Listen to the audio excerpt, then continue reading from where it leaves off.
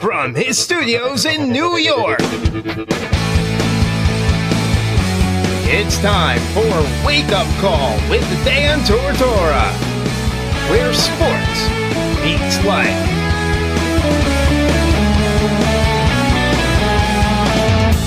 Here's your host, Dan Tortora. Welcome here to Wake Up Call with Dan Tortora on wakeupcalldt.com, your one-stop sports shop, and on mixlr.com/wakeupcalldt. Proud to have you here on the show every Monday through Friday from 9 a.m. to 11 a.m. Eastern Time. This week we're going to be a little bit shorter. We're going to be Monday through Wednesday from 9 a.m. to 11 a.m. Eastern Time. The why is because I'm spending some time with the wife. So we don't get to take a lot of vacations, especially early on in the year. So we're going to do exactly that and take some time, just me and her, which means that we will be on the broadcast here Monday, Tuesday, and Wednesday of this week, and then we will return next Wednesday. So make sure you make a note there. There's going to be plenty to listen to, plenty of opportunities for you to connect with the show, some specials that we may be doing as well. So when you miss Wake Up Call, you won't have to miss it too much in the sense that we will have something for you and never leave you empty-handed.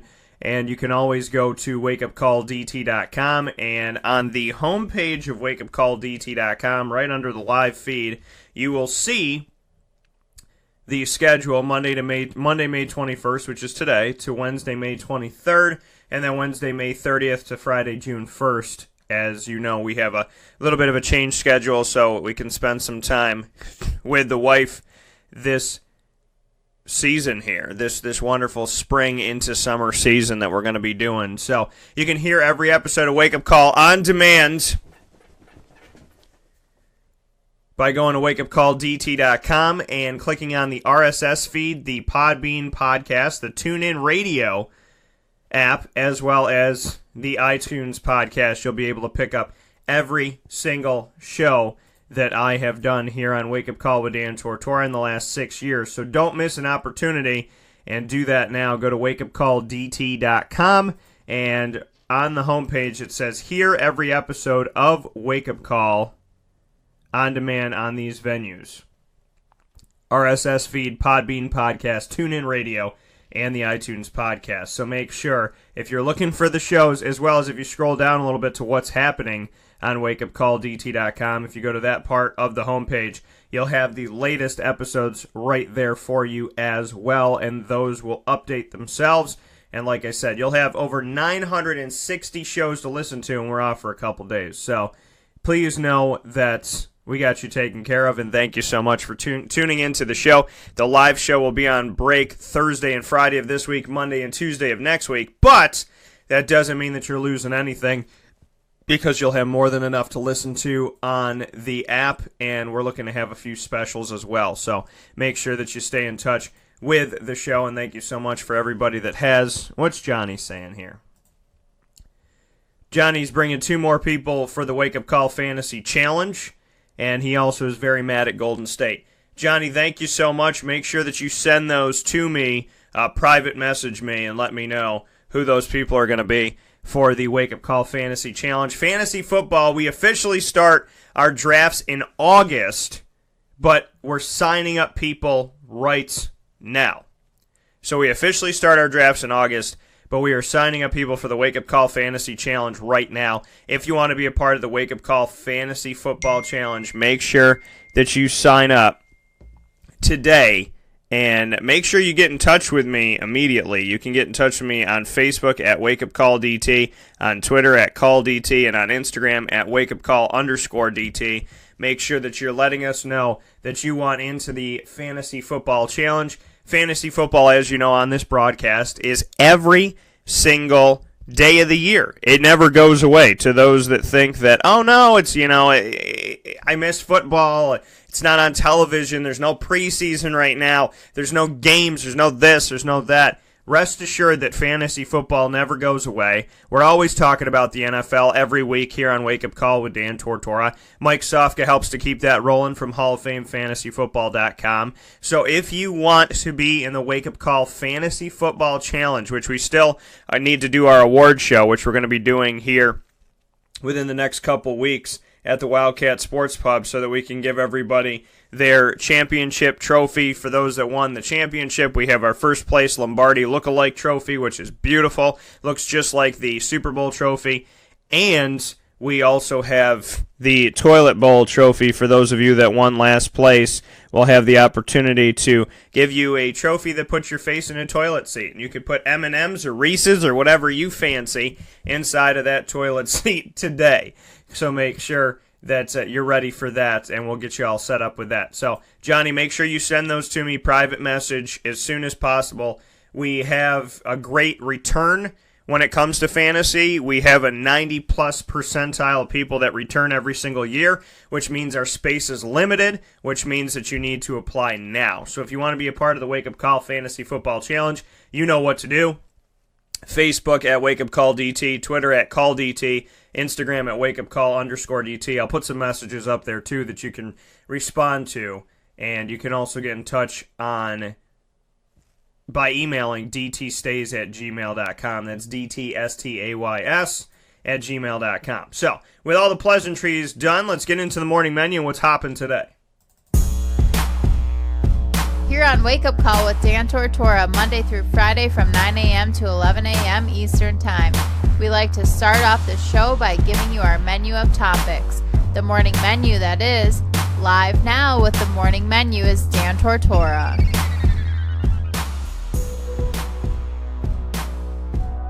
Here in the morning menu inside of Monday, May 21st, 2018. I hope everybody had a great weekend. And I want to let you know that we have something huge coming up today. We do it every single month, and it means the world to me that we have the opportunity to do this because it was an idea that I came up with and worked on with Danny Tome of the Wildcat Sports Pub. Him and I were talking about what can we do live event-wise, and this idea of working with high schools that Danny and I collaborated on, and to have the high school right 2 minutes away, West Genesee High School, and the Wildcats to come over to the Wildcat, which obviously has a big connection to the school in and of itself.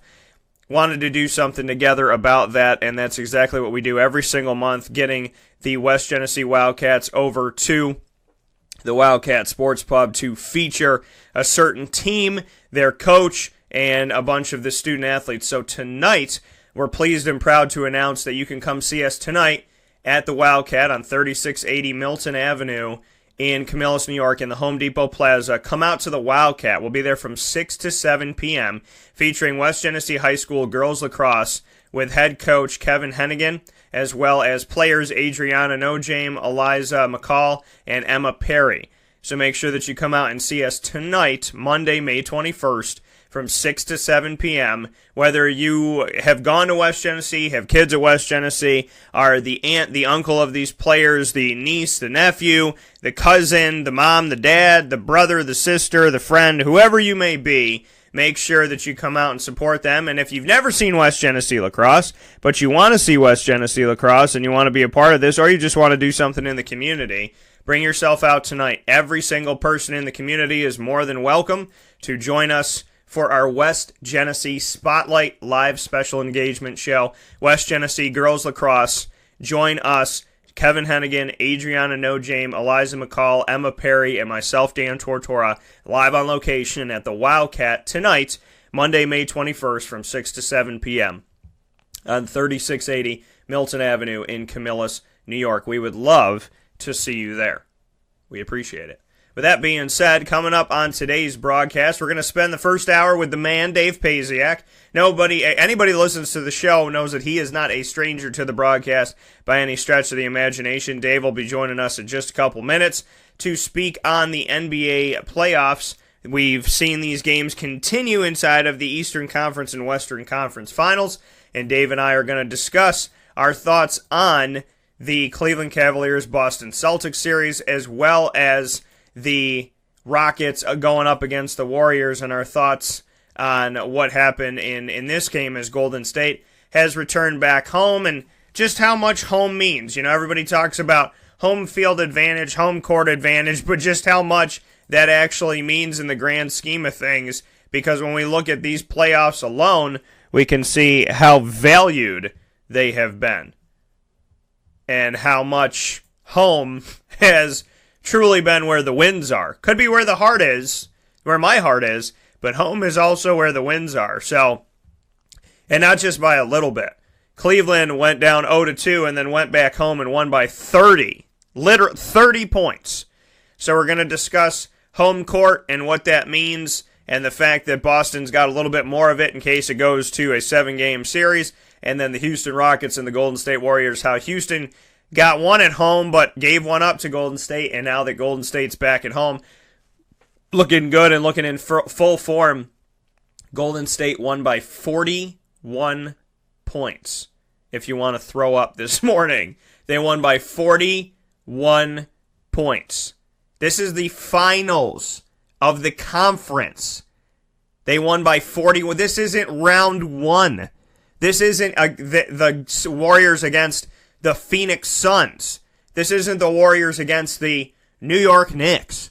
This is the Warriors against the number 1 seeded Western Conference Houston Rockets, who they just beat by 41. So we will discuss the NBA playoffs, and we will also discuss the NBA Draft Combine and thoughts about the Draft Combine and what Dave takes away from that here this year. And from there, in the second hour of the show, we will discuss NBA free agency, go team by team of the 30 franchises and let you know who's out there and what their situation is, whether they're an unrestricted free agent, a restricted free agent, if they have a player option or a team option. So we're going to get into all of that. Johnny said he's going to get violently ill because he's tired of the Golden State Warriors. And we will, at 10:30 a.m. Eastern Time, this just in, and this is why you listen live, we will be joined by Mike Sugamosto of the Syracuse Stallions professional basketball team, coming to Syracuse, New York this season, starting in October. He's going to join me at 10:30 a.m. Eastern Time this morning, live, because they just got through their second round of tryouts, and he wants to discuss it. So he's going to be on the show in just a little bit. We'll take a fast break, and we'll come back to say what's up with Dave Paziak and so much more. Join us in just a moment. This is a wake-up call, fast break. Carvel DeWitt, it's what happy tastes like. Do you know why? Because we make ice cream. Creamy, rich, flavorful ice cream. Not yogurt or ice milk like some of our competitors. Ice cream. Fresh, by hand, daily. For the calorie conscious, we have something new for you. Our new Carvelite. Same great flavor, creaminess, and texture of our regular ice cream with only 35 calories an ounce. So whether you want an ice cream cake, flying saucer, dasher, carvalanche, hard or soft ice cream, we will satisfy your craving with our fresh, handmade regular or new Carvelite ice cream. Carvel DeWitt. It's what happy tastes like. Clothing that will change with you without you having to change. DreisigLady.com, DREISSIG Lady.com.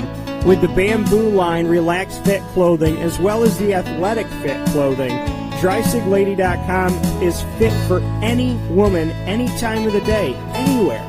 Whatever you're doing, whatever your day commands of you, command yourself to feel comfortable in Dreisig Lady Apparel. DREISSIG Lady.com. For all the women out there, feel good in what you're wearing and don't feel like you have to constantly change throughout the day.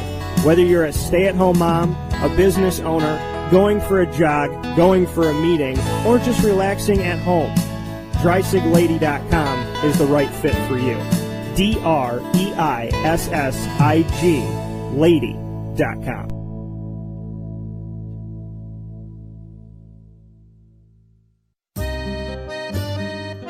This is Lawrence Papaleo, licensed real estate salesperson for Gilbo Realty.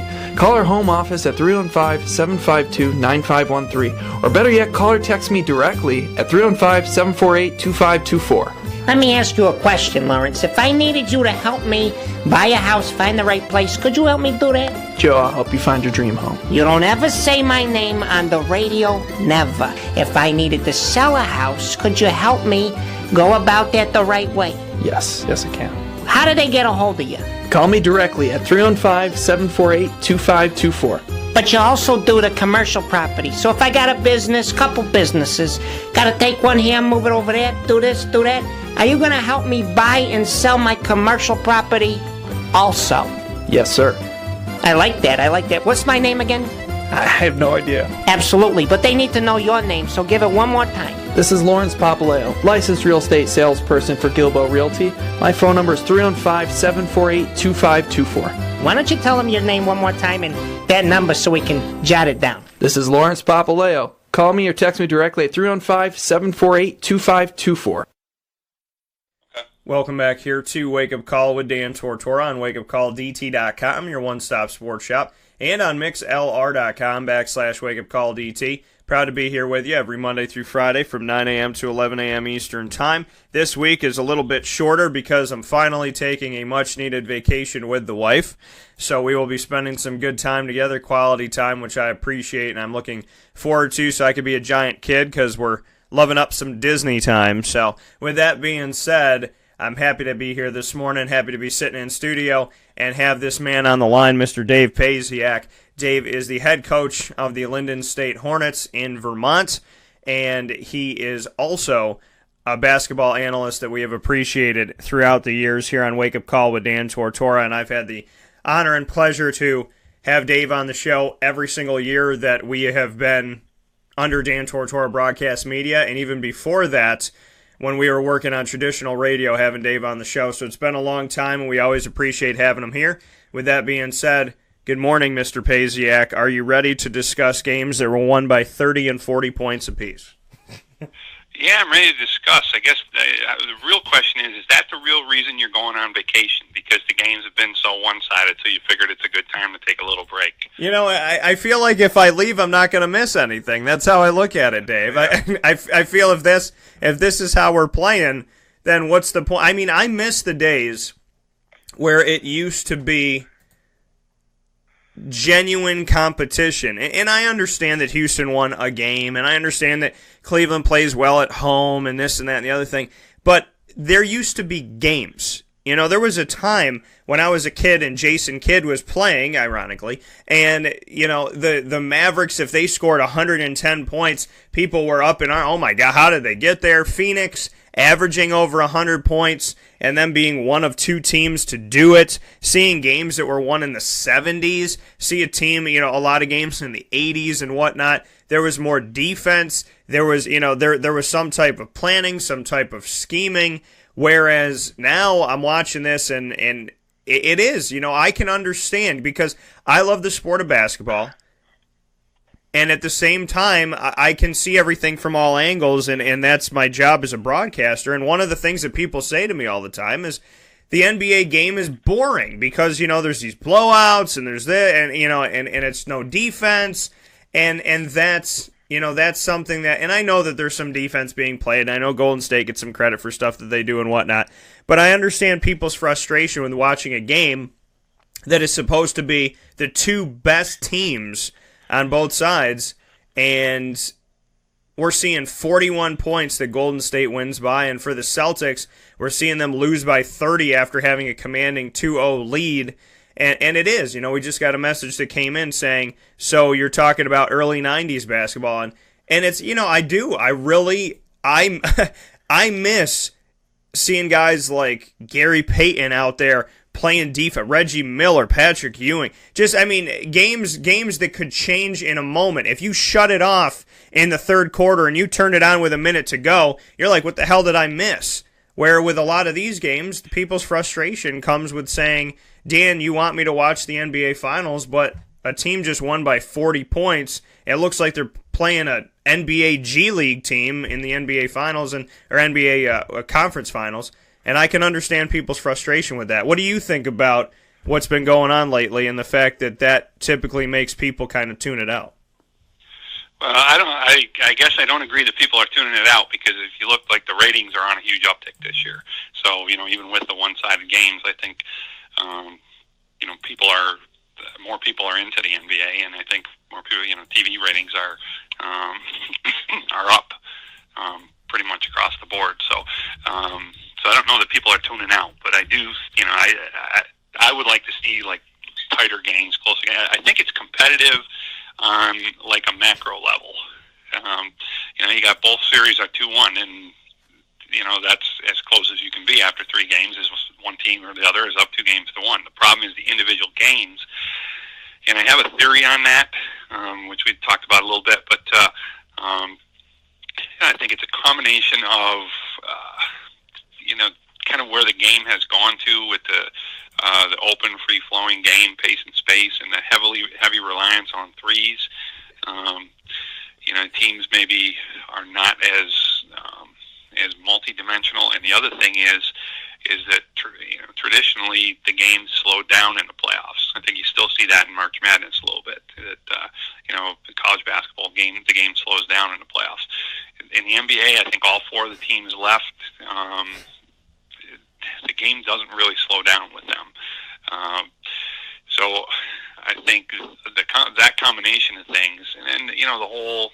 I mean, it's been a truism for a long time in the NBA, is that the stars are usually going to play great regardless, but the role players tend to play significantly better at home, shoot the ball significantly better at home, and so forth and so on. So I think combination of all those things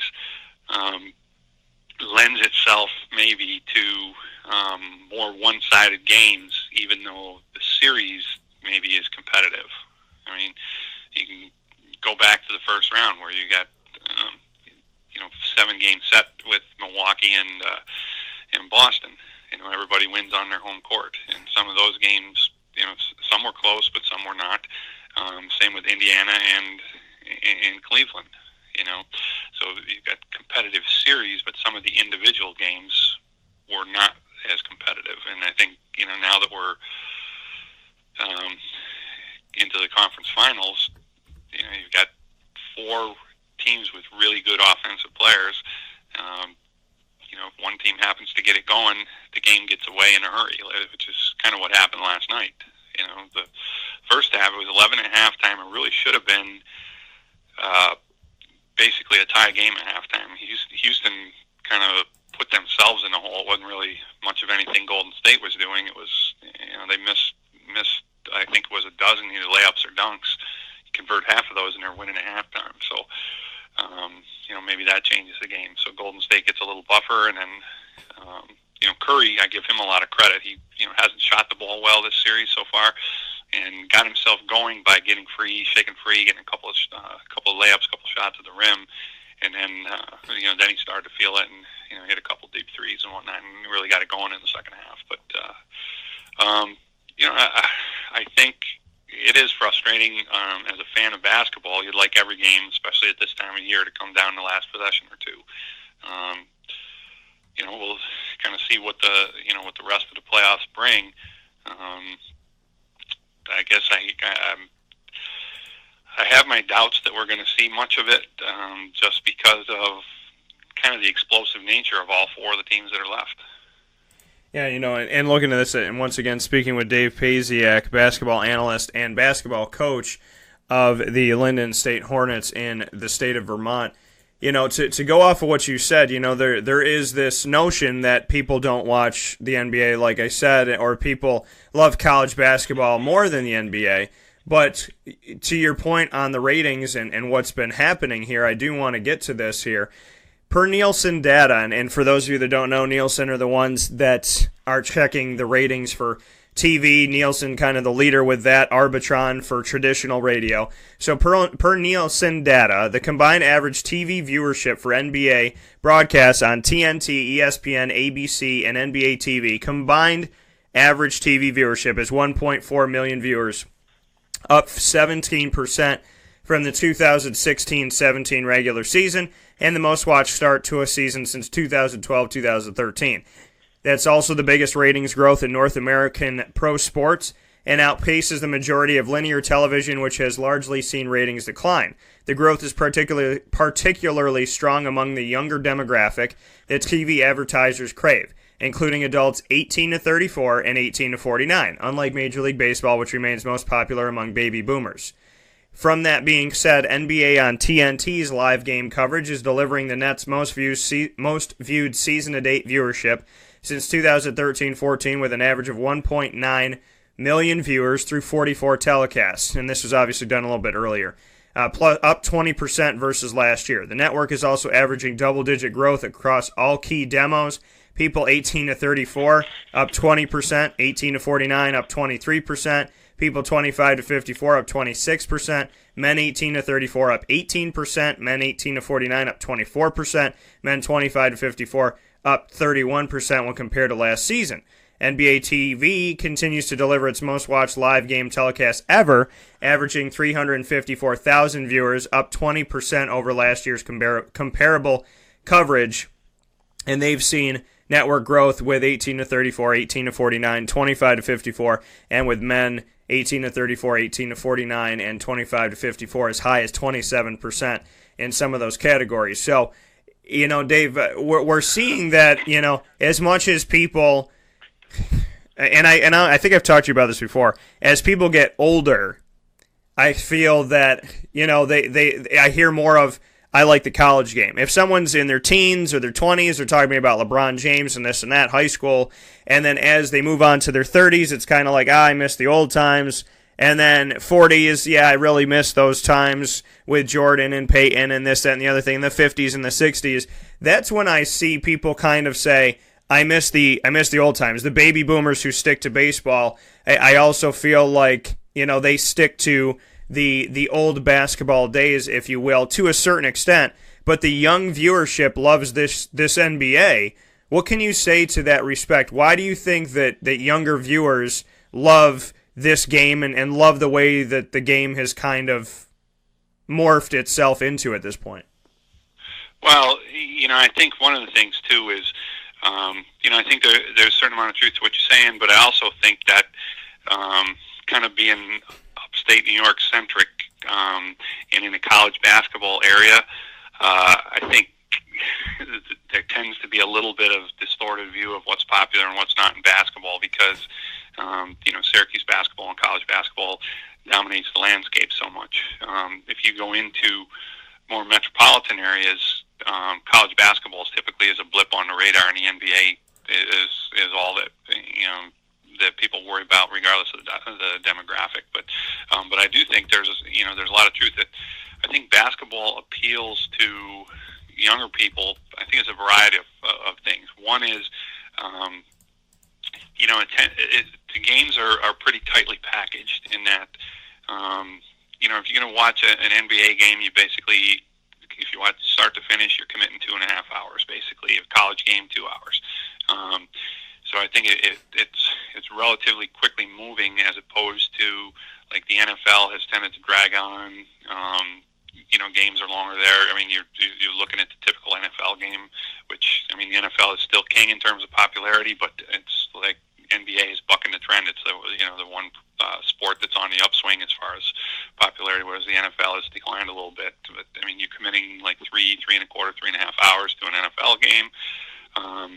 Baseball has had a lot of issues and a lot of concerns with game length and pace and everything. And they're 3 hours plus, 3.5 hours in the average game. So I think the younger generation is more of a soundbite, instant gratification generation, and I think you can consume the NBA in a shorter time period. I also think that the NBA translates well to the video game era. The NBA 2K, one of the most popular, popular sports video games, and kids are always looking for the new release and playing 2K and all that. So I think, that contributes to the appeal of the actual sport. And it's kind of, the NBA, I think, more than most leagues have embraced, like the hip hop culture, which is very ingrained with with a lot of the younger generation today too. So, I think it's a combination of all of those things, which make it more appealing. Even if you look internationally, where soccer is the most popular sport worldwide, when you start looking at younger demographics, the NBA is catching up and is in some parts of the world and some demographics, with the younger set, the NBA is exceeding soccer. So, it's not just a U.S. thing; it's kind of a worldwide thing.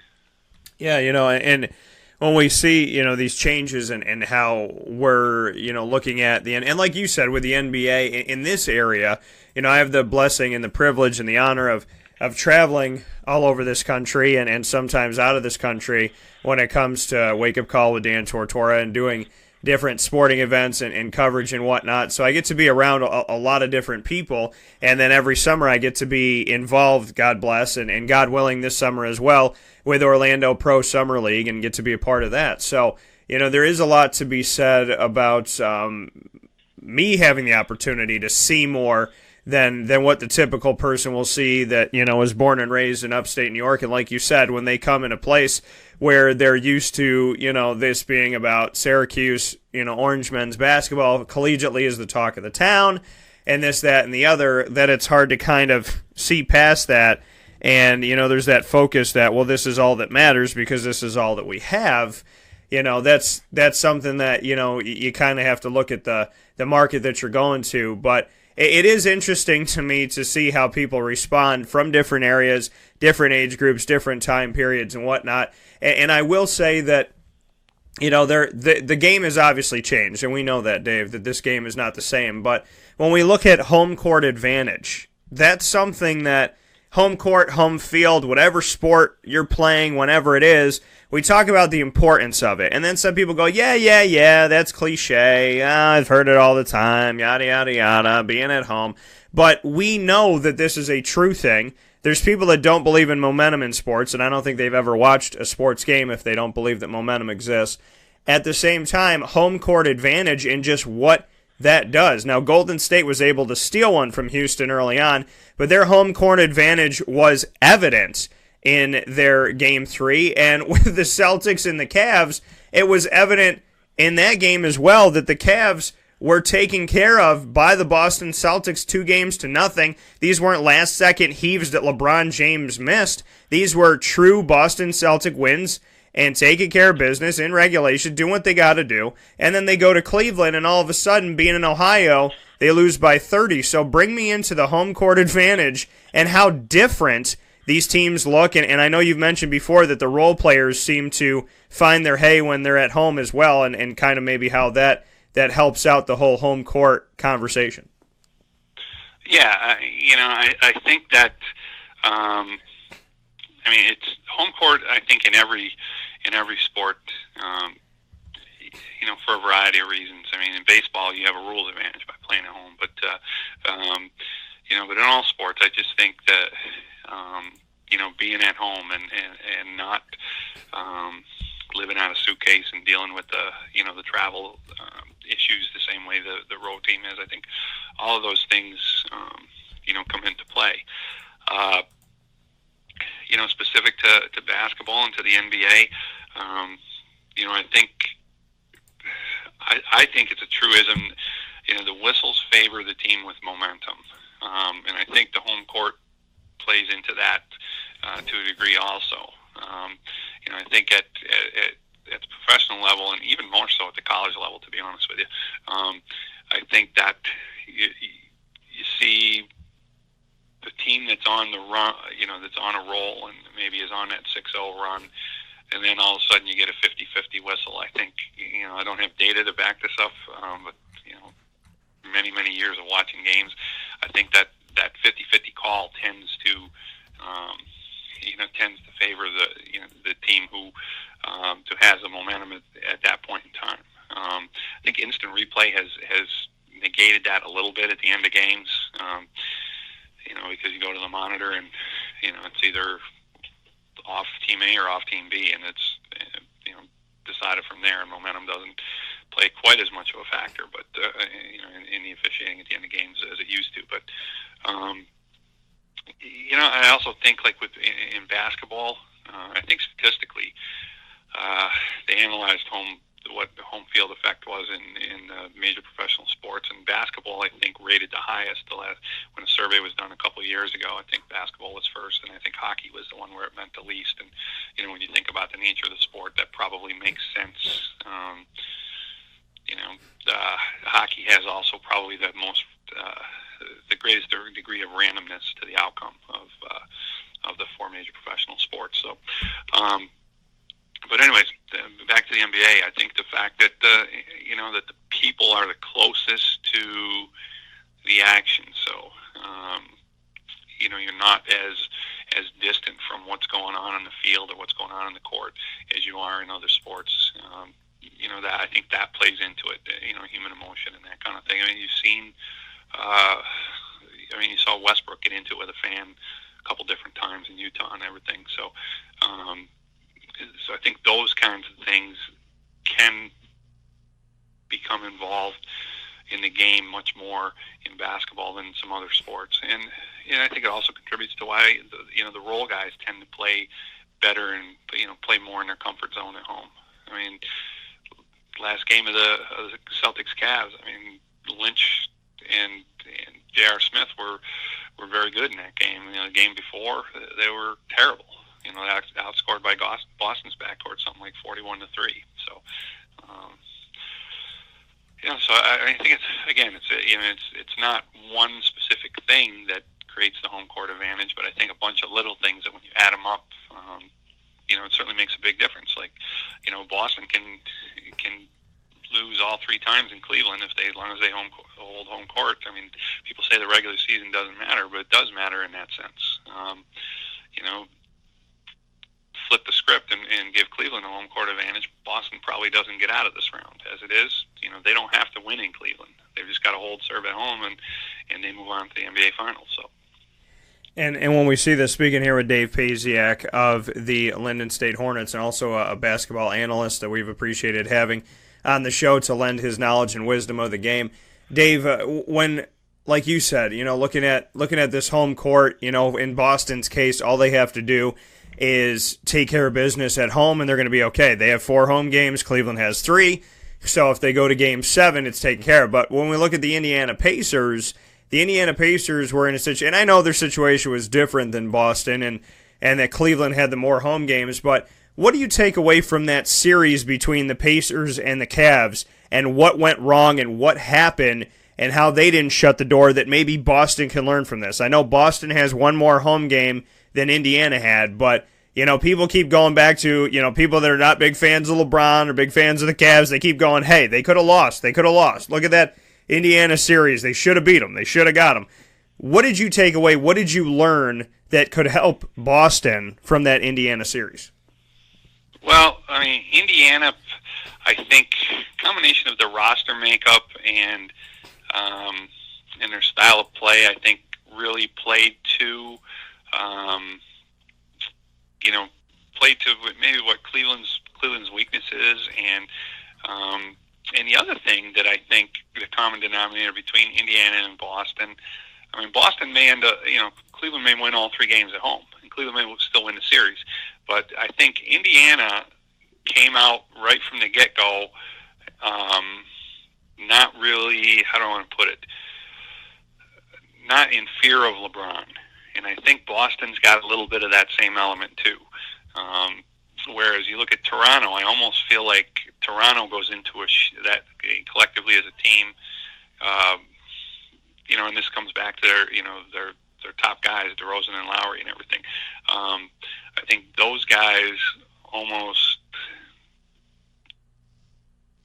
play in somewhat that team plays in awe or in fear of LeBron a little bit. Whereas I think maybe it's because they both have young rosters, but I think Indiana and Boston both, I think I don't sense when you watch them that they're in any kind of necessarily fear or awe of LeBron. And we'll go out even the other night when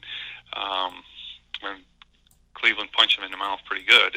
I thought it was more a matter of Cleveland really playing with a lot of confidence and a lot of energy, as opposed to Boston backing down necessarily. So, I think the one advantage I think Boston has over Indiana is, Indiana, Oladipo and a lot of their core guys. That's a fairly young core. Other than like a Lance Stevenson, and he's very, very erratic, but most of their core guys, I think, a little bit inexperienced and maybe not quite ready for the Game 7 moment.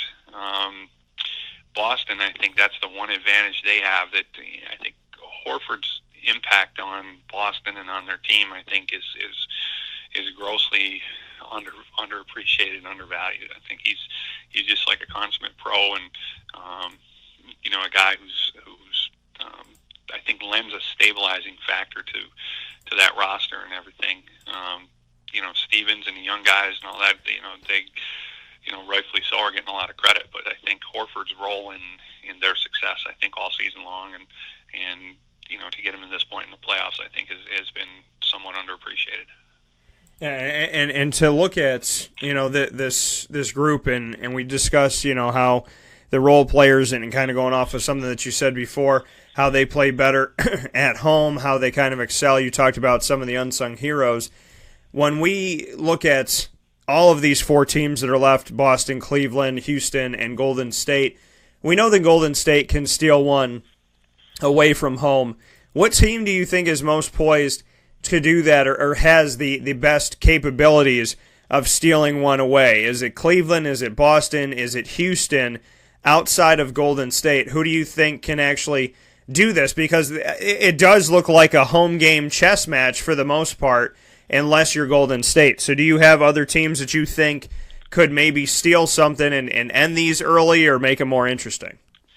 I think Cleveland for sure, just because of LeBron first and foremost, and because of the experience level. Having been in those kinds of situations before, and being down in the series early to Indiana, and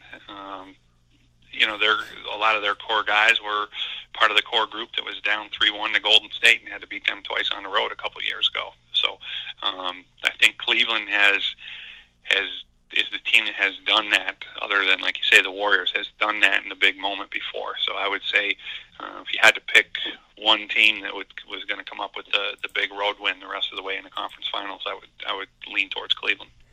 And when we look at some of these guys, I know Boston has a younger team. You brought up Al Horford, who's one of the older guys on the team, and one of the unsung heroes, I still think, at times, even though he spent a decade in the NBA coming out of Florida playing for the Gators. But when we look at Jaylen Brown and Terry Rozier and Jason Tatum, and as well as Marcus Morris, who spent 6 years in the NBA, Semi Ojeleye, and the list goes on, Marcus Smart, what can you say about this young group of the Boston Celtics? Even though they lost by 30 to Cleveland in Ohio, do you think that this is a team that is capable of overcoming what it's like to play in Cleveland? I mean, it's funny how Cleveland's the number 3 seed, how Cleveland is not, they're not the top seed in the Eastern Conference. They almost got bumped out in the first round, yet here we stand today with saying that Cleveland is one of the scariest places to play.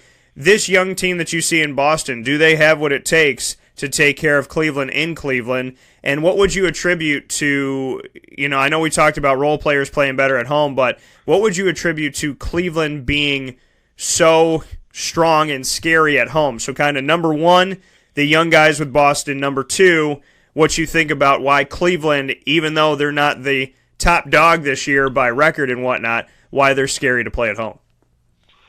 Well, I mean, Cleveland's they're very 3-point dependent outside, even including LeBron, but especially outside of LeBron. So they tend to shoot it a lot better at home. So I think that contributes to it significantly, and the aura of LeBron a little bit. I'm very, very interested to see how Boston responds today. I mean, they give me the impression of being, for a young team, a pretty mentally tough team, and I also think Stevens' disposition is, he's kind of flatlined emotionally, and I think, so I think he has a calming influence on them team-wise, and Horford, like I mentioned, I think has brings a level of poise and composure to them too. I'm really interested to see how they come out and play tonight. I think it'll be a big measure of where that team exactly is at. I think if Cleveland comes out and punches them in the mouth again, we're probably, we're looking at a 7-game series potentially, or maybe even Cavaliers in 6. But I think if Boston comes out tonight and if they win the game or if they're right there with a chance to win the game. I think it's a big step forward in the growth of that young core and everything. I think it bodes well for them the rest of this series and into future years. That coming from Dave Pazak. And Dave, before we let you go here on the show, the NBA Draft Combine happened as well as these playoffs are going on, so I wanted to get in touch with you about this before we got rolling here this morning into hour number 2 on the Combine and kind of first and foremost the brass tacks of it all and the outside look, kind of the big look at this thing. Do you like the Combine? Do you see a lot of value in the Combine? Do you like the setup? I know that we get to see what goes on Thursday and Friday, and it was aired for 4 hours on both days. What can you say about your overall kind of broad scope thoughts of the Combine setup, and then we'll kind of dig deeper from there? Well, I think, it doesn't have, I don't think, a lot of impact, probably less so as the years go by, with what's going to go on necessarily at the top of the draft. Like Aiton's not at the Combine. I mean, he's going to have private workouts and private meetings with teams that are at the top of the draft. Doc is just playing in the EuroLeague finals. He's not there. So I think the guys that can be helped or hurt are probably, the guys that are going to fall between, say, 20 or 25 and, early to mid-second round, like 30 to 45. I think that's where the Combine can shape and reshape some opinions on guys. I think, the actual live play, if you kind of, I'm a big NBA radio guy when I'm driving around and everything. There's a lot of talk on the Combine. I think the fans maybe and the media oversells the live play scrimmage parts of it, and if you kind of believe what you hear from some of the NBA inside people, that actually doesn't carry it as a ton of weight for a lot of guys, because so many of the top guys opt out of at least that portion of the Combine, that you see the guys that opt in are they're playing against some guys that are going to be in the NBA, but some that also probably really don't have a realistic chance of being guarded and are not, or drafted rather, and are not like going to be NBA level players. It seems like if you believe what you read, I think DiVincenzo from Villanova seems to have helped himself, and the other one is Herter from Maryland. Those seem to be a couple of guys that a lot of the experts think have helped themselves, and combination of like the physical tests and the what they've done in the live settings. Allen from Duke, I guess, if you believe what you read, he's helped himself also, because he's opted out of the live play, but a lot of what he did in the physical tests kind of enhanced the NBA's view of him athletically, and particularly whether he'd be able to defend at that level. So I think those kind of guys can get helped. Battle, if you believe what you read, that's been his Combine performance has been mixed at best, and it's probably for SU fans out there, they're probably secretly happy about that, because with the indications coming out of the Combine are that he's not looking at being a first round pick, and if that's the case, he's probably there's a good possibility he'll head back to Syracuse, which I'm sure the fans would be happy about. So I don't know. I think the thing that you don't see really with the draft coverage is the interview process and that aspect of things, and I think the NBA today and combination of the world we live in and the kind of negative effects that bad I guess that baggage can bring to an individual and to an organization in terms of PR and distraction and all that. I think in the social media world is so much greater. So I think the interview portion, the individual interviews with the teams, probably get weighted, and they're harder to quantify, and we don't see those, so you don't know really, other than leaks, what comes out of those. But I think the teams really weight those more and more as every year goes by.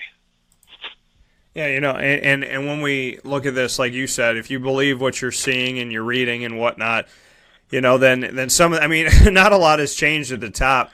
As far as Luka Doncic and Marvin Bagley III, and DeAndre Ayton, they're all up there. Jaren Jackson Jr., who I had the opportunity to interview and be around with Michigan State in the NCAA tournament. Mo Bamba, Trey Young, Wendell Carter Jr., another guy that's been on the show, Michael Porter Jr., Miles Bridges, Mikal Bridges, Colin Sexton, those types of guys, in the sense of, where they were before, and, the names that you heard before are the names you're still hearing, Lonnie Walker the fourth and whatnot. But it's some of these other names, like the Grayson Allens, that I think is kind of surprising, maybe that he's in these early rounds, or the first round, I should say, in the mock draft, that there's 2 rounds, and that we're seeing him show up to Golden State at the end of the first round and be in type of situations like that. And with Tyus Battle, we're not really seeing much of anything. And like you said, Syracuse fans secretly happy, and I'm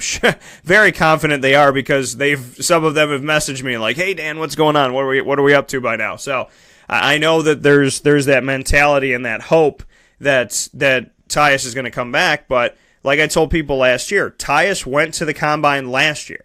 And it was kind of like under the radar, kind of quiet, kind of whatever. People didn't really think about it as much. But now it's like, oh my Lord, he's going to go. We're going to lose him. I'm so confident that this is it.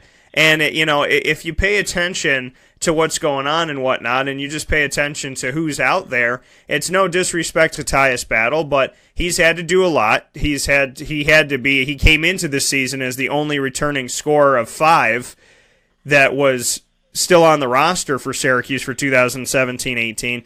So he was in a position where he had to shoot a lot more. His percentages went down, as opposed to Frank Howard, who shot a lot more and his percentages went up. So, you have to look at that with Tyus. He wasn't the best shooter when it comes to the more he took, the more he made, even on his own team. So there's the conversation that he was going there to get more information, just like he did last year, but that this, isn't really the year for him to go out unless he heard something.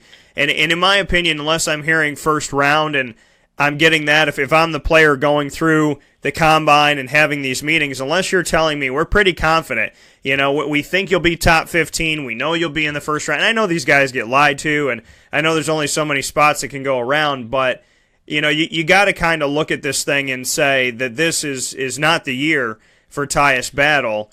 And I don't foresee him going. I didn't foresee him going unless he got a huge response from the combine. I think the combine was going to determine it, as much as people wanted to make it, oh, they already knew, and this just in, and breaking exclusive news. Nobody knew what he was going to do until this combine kind of shook out. And now that it has, I'm not surprised. I think he's a talented individual. I think he's got a lot to offer, but I don't see him. If I was Tyus, I'm going to see 15, 20, 25, maybe even 30 people go before me, so is it worth it? And that answer, if it was me, would be no. So, kind of just what your take is on him. I think he's a good player for Syracuse, but I don't think that he's going to jump any of these names that I had mentioned before. Well, I agree with pretty much everything he said with respect to him and in the general sense. And I think in the really general sense, I think if a guy knows that they're going to go in the first round, or there's a high probability they're going to go in the first round, they most of the time cost themselves a lot of money by not staying in the draft and going back to college. Just with the whole, rookie salaries are slotted, and basically the quicker you play out your rookie contract, the quicker you can sign for market value. So, that going back to college for a year cost them a year of salary, and a year sooner that a player can sign for market value. So, but like in Battle's case, I think the way that that the the draft is structured now, where players can come out, go as long as they don't take an agent, they can enter the draft, go to the combines, get feedback from the NBA world about where they stand, where their deficiencies are, and whatnot. I mean, I think Battle is using the system to his advantage, and nobody should begrudge him for that. The one little thing, and I don't know if this is in his thought process at all. If you listen to the feedback that he's getting, or that that you read in the media, some of the concerns about him have to do with one, defensively, can he guard, coming out of a system where they play 100% zone, and then the other thing is that he, from reports, is pretty ineffective when he doesn't have the ball in his hands all the time as the primary option. And if he's going to make it in professional basketball, in the NBA in particular, it's unlikely that he's ever going to be in a situation where he's the number one option in the ball, the primary scorer and whatnot. So that begs the question for his development as a basketball player. Is there more value in him being back in the same situation at Syracuse, or is there more value in him? And I have no idea whether he's even considering this route. Is there more value in him staying in the draft, even if he doesn't get drafted? End up in the G League in a more of a pro system where he can kind of develop that aspect of his game. So, I don't know if that's part of his thought process or not, but in terms of is he going to go in the first round, it's highly unlikely based on what you read. If that's the case, in a global sense, it probably makes most sense for him to return to Syracuse. Yeah, and that's really what it comes down to, is the fact that it looks like this is where he would be best served, is to come back to Syracuse, have some depth, and demonstrate his skills and work on some other things.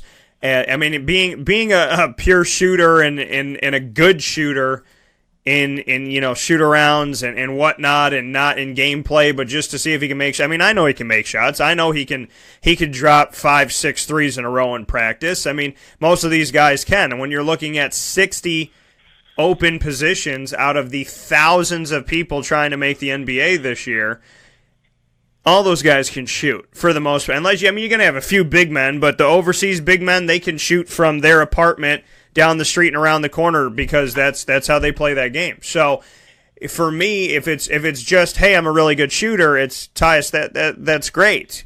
But your percentages went down, that's going to count against you. Frank Howard's percentages went up on your team, that's going to count against you.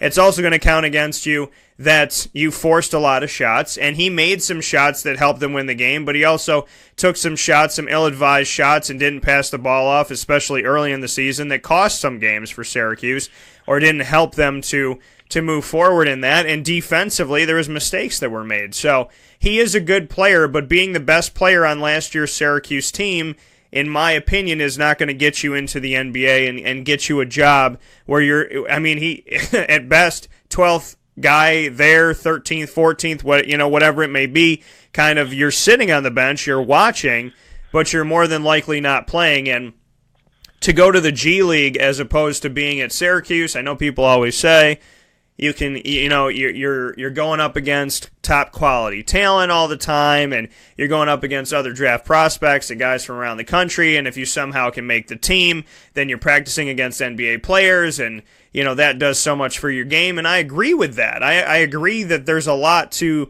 the practice element of it, but there's also the preparedness. There's also that readiness to play inside of the NBA, and I think Tyus needs more time. I'm not going to shake from this conversation that I think he's better off staying and he's better off showing what he can do inside of this team that's going to have depth at point guard, shooting guard, where he's at, as well as small forward, power forward, and at center, and could build even more depth within the next couple weeks. So for me, it would make more sense for him to stay. I know Syracuse fans want him to stay, but ultimately, when you look at the numbers of it all, he's not going top 15, he's not going top 20, and when you start to slide off from there, all of a sudden you're in the second round hoping to God you get picked up before they call number 60, and that's not a position that I would think that he'd want himself to be in.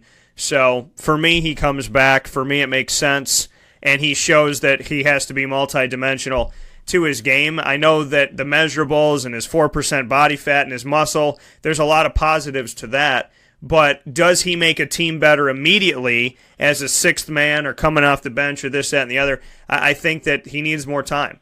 So with all the respect I have in the world for him, I think he needs more time. With that being said, Dave, we always appreciate the more time that you give us here on the show and that you have taken the time to be here over the years. We look forward to what's to come, and hopefully these gentlemen can make these games a little more interesting than 30 and 40-point bouts, and we'll have to see where it goes from here and if anybody can steal anything, and like you said, how Boston responds moving forward. But it's always great to have you on the show.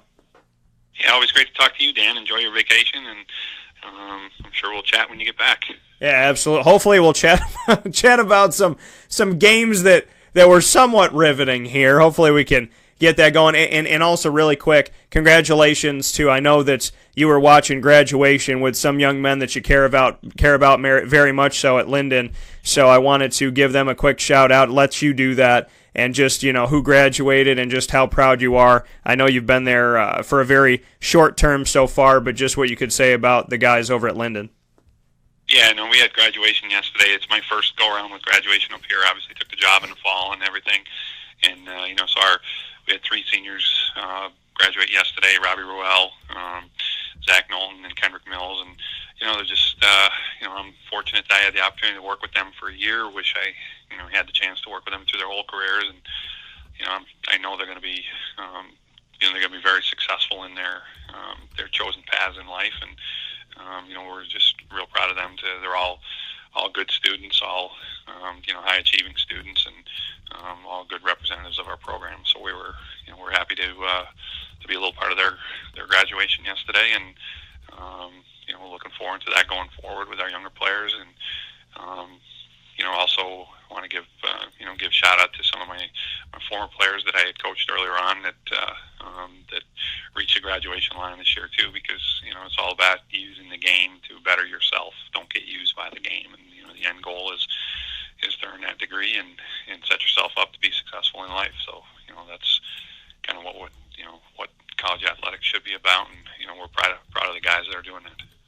That coming from Dave Paziak, always a consummate professional and always a leader and caring about the kids so much farther than basketball. Dave, I appreciate it, and I look forward to talking with you very soon. Enjoy the game. Hopefully this will be a good game coming up with Boston and Cleveland, and I'll be watching, and then I'll talk with you inevitably within the next few days here. Sounds good, Dan. We'll look forward to talking again. All right, take care. We'll see you. Bye-bye. Bye. That coming from Dave Paziak one more time. Awesome guy. Always appreciate having him here on the broadcast. And like I said, the professional that he is, just how he goes about his business, I really do appreciate it. I appreciate everything that he brings forward to the show, and just what he's done here on Wake Up Call with Dan Tortora has been tremendous. So thank you, my good sir. We're going to take a quick step aside here on Wake Up Call with Dan Tortora. We'll come back in just a moment here on mixlr.com/wakeupcalldt and on wakeupcalldt.com to discuss with you the free agents that are available from every single team, potentially available coming up here in 2018's off season of the NBA. And then we'll be joined by the Syracuse Stallions representation. Mike Sugamosto will be joining me after the second team tryouts in just a little bit here. He'll be coming on around 10:30 a.m. Eastern Time. Keep it right here on Wake Up Call with Dan Tortora. Here is your fast break, and I'll see you on the other side. This is a Wake Up Call Fast Break. This is Jimmer Sikowski, owner-operator of Chick-fil-A Cicero, 7916 Brewerton Road in Cicero, right in front of the Home Depot. I had a deep feeling that God wanted me to do something bigger with my life and to help people, help others. I kept putting Chick-fil-A in my life, and I realized as I was going through the franchise selection process that positively impacting the lives of others was really core to what we do here at Chick-fil-A. First of all, it starts with the food. The food is brought in fresh daily. We bring in local produce. We prepare to order in the kitchen. We hand bread our chicken. We hand spin our milkshakes. It's great food. It doesn't taste like fast food. I think the second thing is the way people feel when they come in a Chick-fil-A restaurant. It's different. We try to treat people with intentional kindness here, which is very different and deeper than good customer service. And so I think it feels remarkable for most people to come in a Chick-fil-A restaurant. And then lastly, the impact that we try to have in the community is very different. It's a big part of the expectation of every operator of a Chick-fil-A restaurant is that they're actively engaged in their community, they're a leader in the community, and they're making a difference. When they realize that what we're striving to do is to shine a little light in their life, that's a very, very different experience than you will have in any other quick service restaurant. And it's that remarkable experience that I think people will emotionally connect with.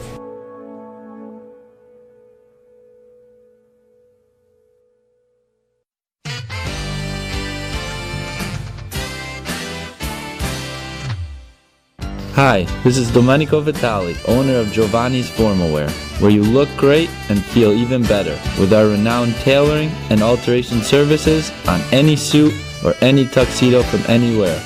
Call 315-455-8729. That's 315-455-8729. Stop in locally on Route 11 in North Syracuse, next to the Ponderosa Plaza, where you can choose your style, get fitted, and tailored, all at Giovanni's Formal Wear.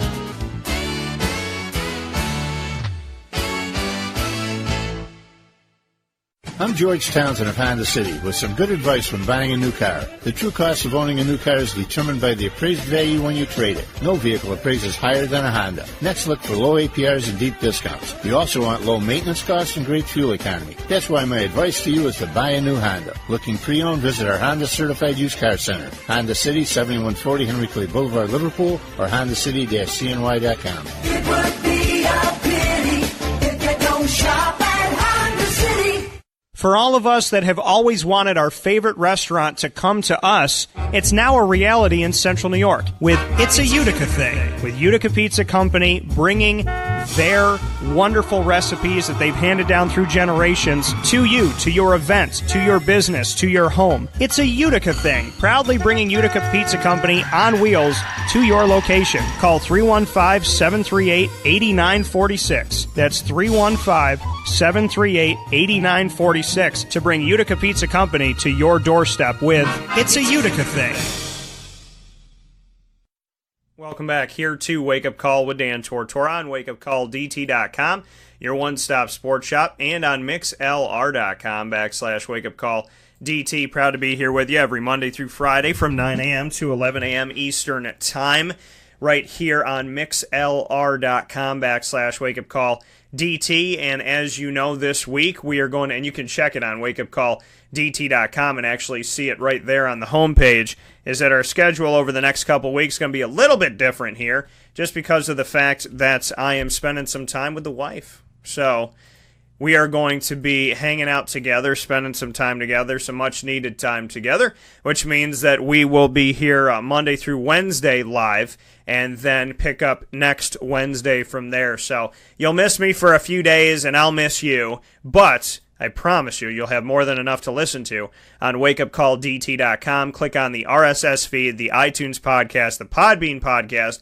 and TuneIn Radio, and there will be plenty there for you. Also on Facebook, Twitter, and Instagram, you can hang out with us. Facebook at wakeupcalldt, Twitter at calldt, and Instagram at wakeupcall_DT. And I want to thank Orange Avenger, who told me I deserve to have this break. And I do. I deserve to have a little break.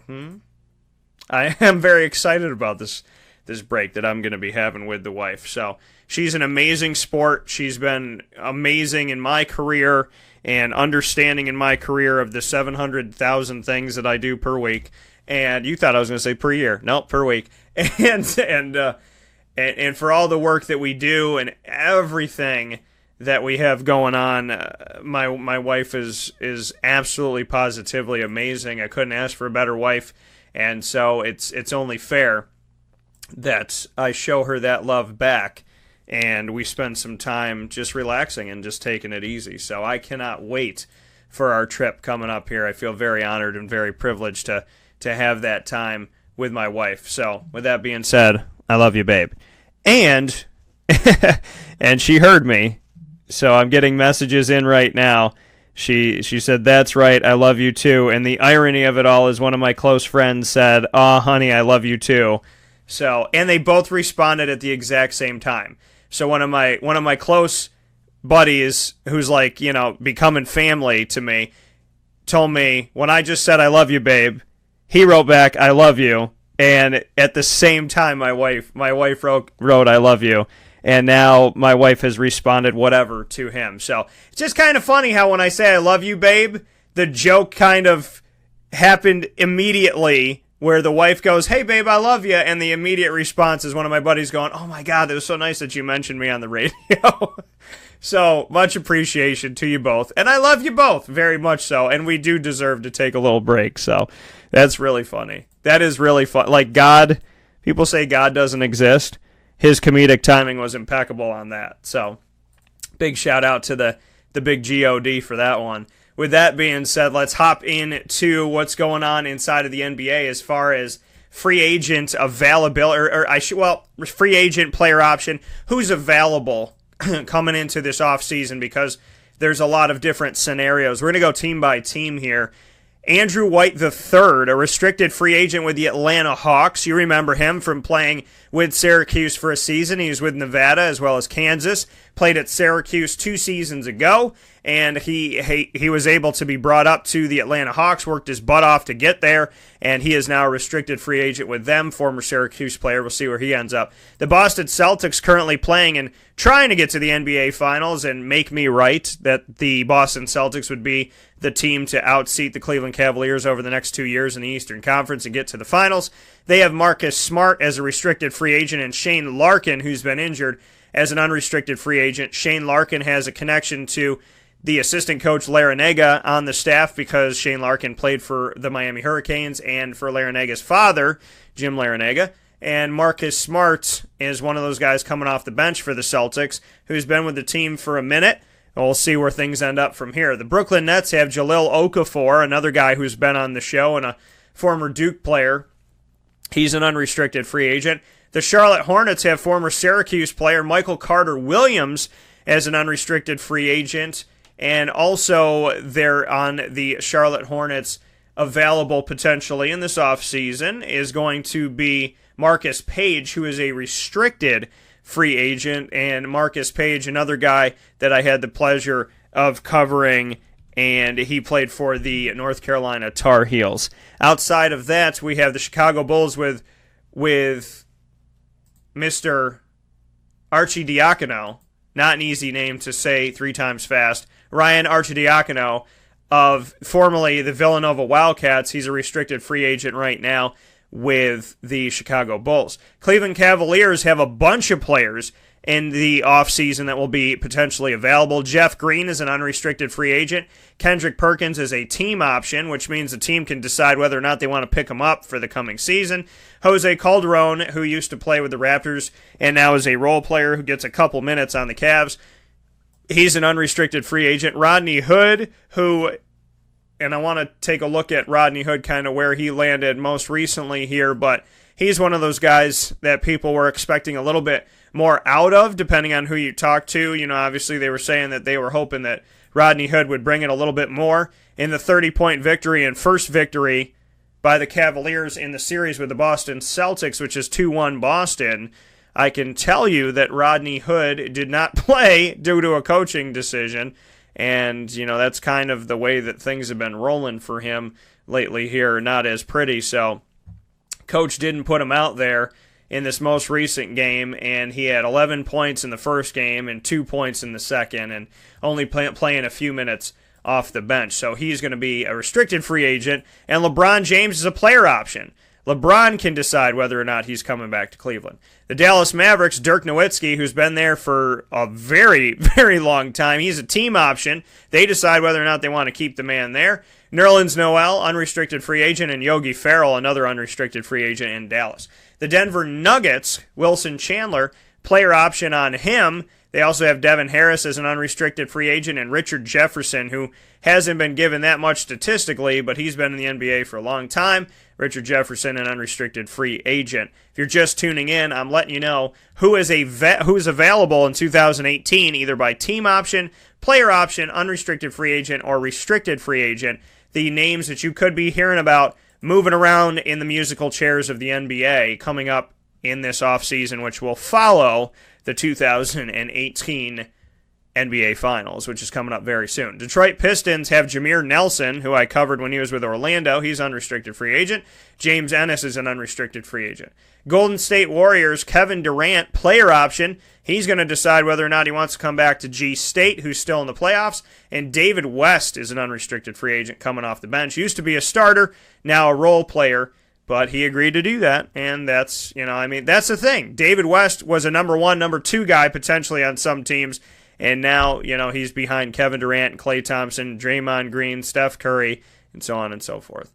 Houston Rockets, Chris Paul, unrestricted free agent. Trevor Ariza is also potentially available to the suitors that are out there inside of the NBA for this upcoming offseason. Trevor Ariza, who is a guy that was kind of toyed around with, could he be a Toronto Raptor within the last couple of years, but Trevor Ariza with the Houston Rockets, who are still inside of the playoffs, and Trevor Ariza is an unrestricted free agent, and then Clint Capella, a restricted free agent, who could become available. So Houston's got some big names there in their run currently. The Indiana Pacers, Thaddeus Young, player option, he can decide. Lance Stevenson, team option. They decide whether they want him whispering in the ears of the teams that they go up against anymore with Indiana. The Los Angeles Clippers, Wesley Johnson, former Syracuse player option. He decides whether or not he wants to play for the Clippers again. Austin Rivers, Doc Rivers' son, he has a player option. DeAndre Jordan has a player option. He's been brought up in numerous trade talks, but Chris Paul ended up leaving, and Blake Griffin, DeAndre's still there. Avery Bradley is an unrestricted free agent, and Montrezl Harrell, who I covered at Louisville, is a restricted free agent. The Lakers have a bunch. Channing Frye is unrestricted. Brooke Lopez, unrestricted. Isaiah Thomas, who nobody seems to want. Cleveland did that blockbuster trade with Boston, and they flip-flopped. They did flop with Isaiah Thomas, but Isaiah Thomas goes from Boston to Cleveland, and then Cleveland gets rid of Kyrie Irving, sends him to Boston. He was doing pretty well before he got hurt. Isaiah Thomas didn't even spend a full year in Cleveland before they said enough's enough. They shipped him away before the trade deadline and sent him off to the Lakers, and he's an unrestricted free agent, so he could be shipped off to his third team in less than, let's look at this here, his fourth team in less than a full 365 calendar years' time, because he went from Boston to Cleveland to Los Angeles Lakers. He could be on his fourth team in a calendar year. Kind of interesting there, how there was that notion that he was this great success story of the fact that, he's not a high draft pick coming into the NBA, and now he has the opportunity to make himself shine and do something great, and look at how Boston was coming along and how many great things that they were doing, and he was a part of that, and then all of a sudden Boston said, you know what, we're willing to part ways with him, and they must have known something, because they shipped him off and got the better end of the deal with Cleveland, and now Cleveland was like, whatever, we'll send him to the Lakers, and the Lakers could let him go. Kentavious Caldwell-Pope, one of my best stories from covering Orlando Pro Summer League, unrestricted free agent with the Lakers, but he is a guy that fought his butt off to get into the NBA, and I am so very proud of him, and I hope that somebody picks him up, and I hope that he gets ample playing time and the respect that he deserves, and I hope that he does everything in his power to be out there on the court, because I love his story. Julius Randle, restricted free agent, and Gary Payton II, all with the Lakers, which ironically, Gary Payton, his father, played for as well. The Memphis Grizzlies, Mario Chalmers and Tyreek Evans, both unrestricted. Miami, Dwayne Wade is unrestricted after returning from Chicago, and Udonis Haslem's unrestricted. Two former NBA champions, unrestricted free agents in Miami. The Milwaukee Bucks, Marshall Plumlee is a restricted free agent. Jabari Parker is a restricted free agent. Shabazz Muhammad is an unrestricted, and Jason Terry is unrestricted as well. The Minnesota Timberwolves have Marcus Georges-Hunt, who I covered when he was at Georgia Tech. He had an opportunity with the Orlando Magic, and the Orlando Magic ultimately decided to let him go after Summer League. He ended up with the Timberwolves, and he's a restricted free agent, who I covered, like I said, at Georgia Tech. Emile Jefferson, another guy that's been on the show coming from Duke, he is an unrestricted free agent. Derrick Rose, who's been on 100 teams lately, is unrestricted, and Jamal Crawford is a player option. He can decide. And I really hope that Derrick Rose gets to end his career on a high note, because he was supposed to be something great in Chicago. Then he got all those injuries and everything that went on, and he wasn't there all the time. And then there's the New York Knicks debacle and Minnesota. I hope he finds his footing. The New Orleans Pelicans, Rajon Rondo's unrestricted. So is DeMarcus Cousins, Jordan Crawford, and Ian Clark. So this Pelicans team that, if they weren't playing and I know you could say this about anybody, but Golden State just pours it on for the most part, most of the time. And the New Orleans Pelicans, I mean, bless their heart, they got some good offense, they have some good weapons. They just weren't an answer to Golden State, and in their defense, not many have an answer to Golden State. And now they have to answer to what they're going to do with Cousins, Rondo, Crawford, and Clark on a team that's definitely on the uptick. The New York Knicks, Michael Beasley is an unrestricted free agent. So is Jared Jack. Outside of that, we have Enes Kanter, who has a player option to decide if he's coming back to the Knicks, and Isaiah Hicks, who I covered from the North Carolina Tar Heels. He is a restricted free agent. Oklahoma City Thunder, Raymond Felton, unrestricted free agent. Paul George can decide if he's going to stay or go, so Paul could call up LeBron James and say, hey, we both got player options. What do you want to do? Josh Hustis, another story that I love from Orlando Pro Summer League and getting to cover him and having him on the show. He's an unrestricted free agent with the Thunder. Hoping the best for Josh Hustis, who not only has fought his butt to be in the NBA, but the Oklahoma City Thunder have consistently given him an opportunity. Jeremy Grant, another person who has been on the show numerous times, who I consider a friend, who's somebody that I covered from day zero at Syracuse when nobody was interviewing him and he was sitting in the locker room on the couch by himself. Saw something in this kid and Trevor Cooney from day one, and it's been an absolute honor to cover Jeremy Grant. I hope nothing but the best for him moving forward, and he is an unrestricted free agent. And then we have another situation, an early termination option is what belongs to Carmelo Anthony, former Syracuse player with Jeremy Grant on the Thunder. We'll see what Carmelo Anthony is going to do. The Orlando Magic, Aaron Aflalo, unrestricted free agent for the Magic. Aaron Gordon is restricted. He's the one thing they've held on to over the years. And Maurice Spates is an unrestricted free agent. Philadelphia 76ers have Marco Bellinelli and J.J. Redick as unrestricted free agents. J.J. Redick, who used to play for the Magic, he's good wherever he goes, former Duke player. And I'd love to see him stay in Philadelphia if you like that Philadelphia story of their success. The Phoenix Suns have Alfred Payton, who is on the team as a restricted free agent. He came from Orlando. We'll see what they do with him. They got the number one pick as well, mind you. The Portland Trailblazers, Ed Davis is an unrestricted free agent. Shabazz Napier from UConn and Pat Connaughton, who I covered from Notre Dame, are both restricted. Sacramento Kings, we have Vince Carter, who's been playing for 115 years, but I love it. Unrestricted free agent. Iman Shumpert, player option, and Costa Koufos, also a player option to decide if they want to stay in Sacramento.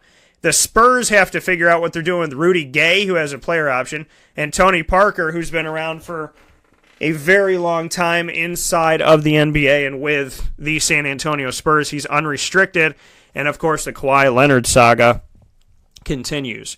Toronto Raptors, Fred VanVleet, up for that six-man award. He is an unrestricted free agent, and he did not end the season the way that he wanted to, missing a couple three-point shots, but Fred VanVleet is somebody who has stepped his game up. He was someone that was in kind of the farm system of the Raptors and boosted his way all the way up to prominence in the NBA and respect in the NBA as a sixth man. So shout out to him. I would anticipate they keep him. Dante, unless they can package him to get some draft picks and whatnot. Dante Exum is restricted for Utah. And finally, the Washington Wizards have a player option. Jody Meeks is going to decide whether or not he wants to come back. And another Syracuse player is going to have an opportunity to figure out what's going on in his future in this offseason. That's Chris McCullough, unrestricted free agent with the Wizards after that Brooklyn Nets trade that happened recently. So Chris McCullough, Andrew White III, Jeremy Grant, Carmelo Anthony, all former Syracuse players, and Michael Carter-Williams, all in situations that they could end up on another NBA team this coming 2018-19 season. And no matter where they end up, I think we can all come into agreement that we want them to do well, and we hope nothing but the best for each and every single one of them. With that being said, let's take a step aside here for a fast break, and we will come back with Mike Sugamosto of the Syracuse Stallions. They just had their second tryouts finish up here inside of Syracuse as they put their team together for their first season, their inaugural season, coming in October, and we will have Mike on the show in just a moment. This is a wake-up call, fast break. Gear up with the real deal at Dry Sig Apparel, creating what people are going to see and learn about you before they even meet you. Gear up for what you need for your team, business, or event. To look professional, look good, and feel good, outfit yourself at DreisigApparel.com. That's DREISSIG Apparel.com. The only place to gear up with the real deal. What's the universal language of a fan? Clapping your hands. With Fan Hands, the ultimate sports fan accessory, find your team color, slip them on, and start cheering on your favorite team with 11 different colors, always in stock on fanhands.com, where you'll find the ultimate sports fan accessory. Real fans wear Fan Hands. Utica Pizza Company spells family. Your family, my family, their family.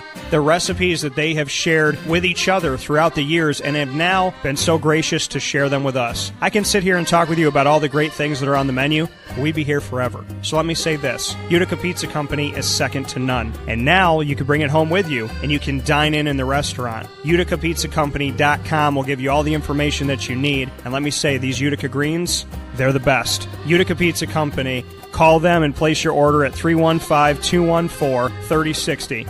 That's 315-214-3060. Families break bread at Utica Pizza Company.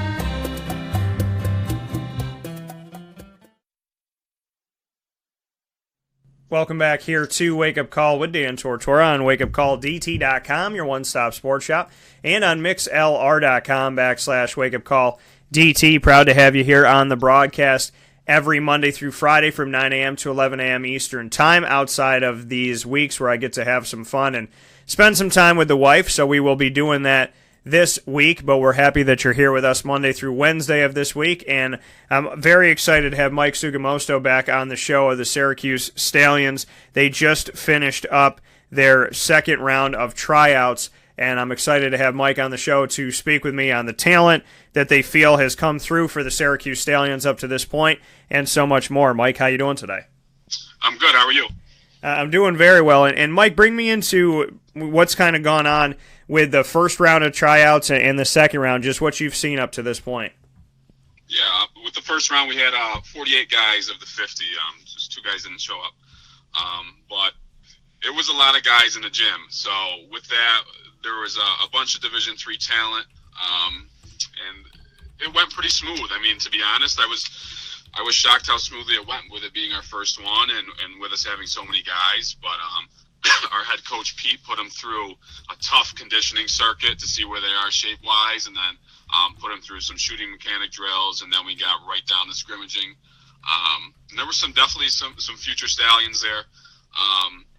And then with this second group, we actually shrunk it down to 30 guys. It was much more manageable. And we had actually a ton of new faces mixed in with some faces from the first one. We had some higher division guys come to the second round. And when you've gone through this and kind of seen the talent that's come up to this point, just what some of your biggest takeaways have been, and just what you could say about the community's response to wanting the opportunity to get out there and be a part of this new era for professional sports in basketball in Syracuse. The response has been awesome. To be honest, there's a bunch of competitive guys in the gym, but at the end of the day, they're all happy and having fun with each other. And plus, the fact that we're maxing out these tryouts says a lot to me, that this team needs to be here, and we could have a team full of depth and talent that can compete year in and out. And when you look at the talent that's come through, I know you said that, some like Division III talent and this, that, and the other, but when you've seen these guys go up against each other, what are you looking for in tryouts? I mean, obviously you want guys to make shots, this, that, and the other, but what are some of those intricate things that maybe you picked up on so far? Yeah, there's two ends to a basketball court, and I want to see, offensive playmaking skills, not turning the ball over, communication with each other, but then also defensively. This game is much quicker than even the collegiate level. We want to see communication. We want to see people working really hard on defense.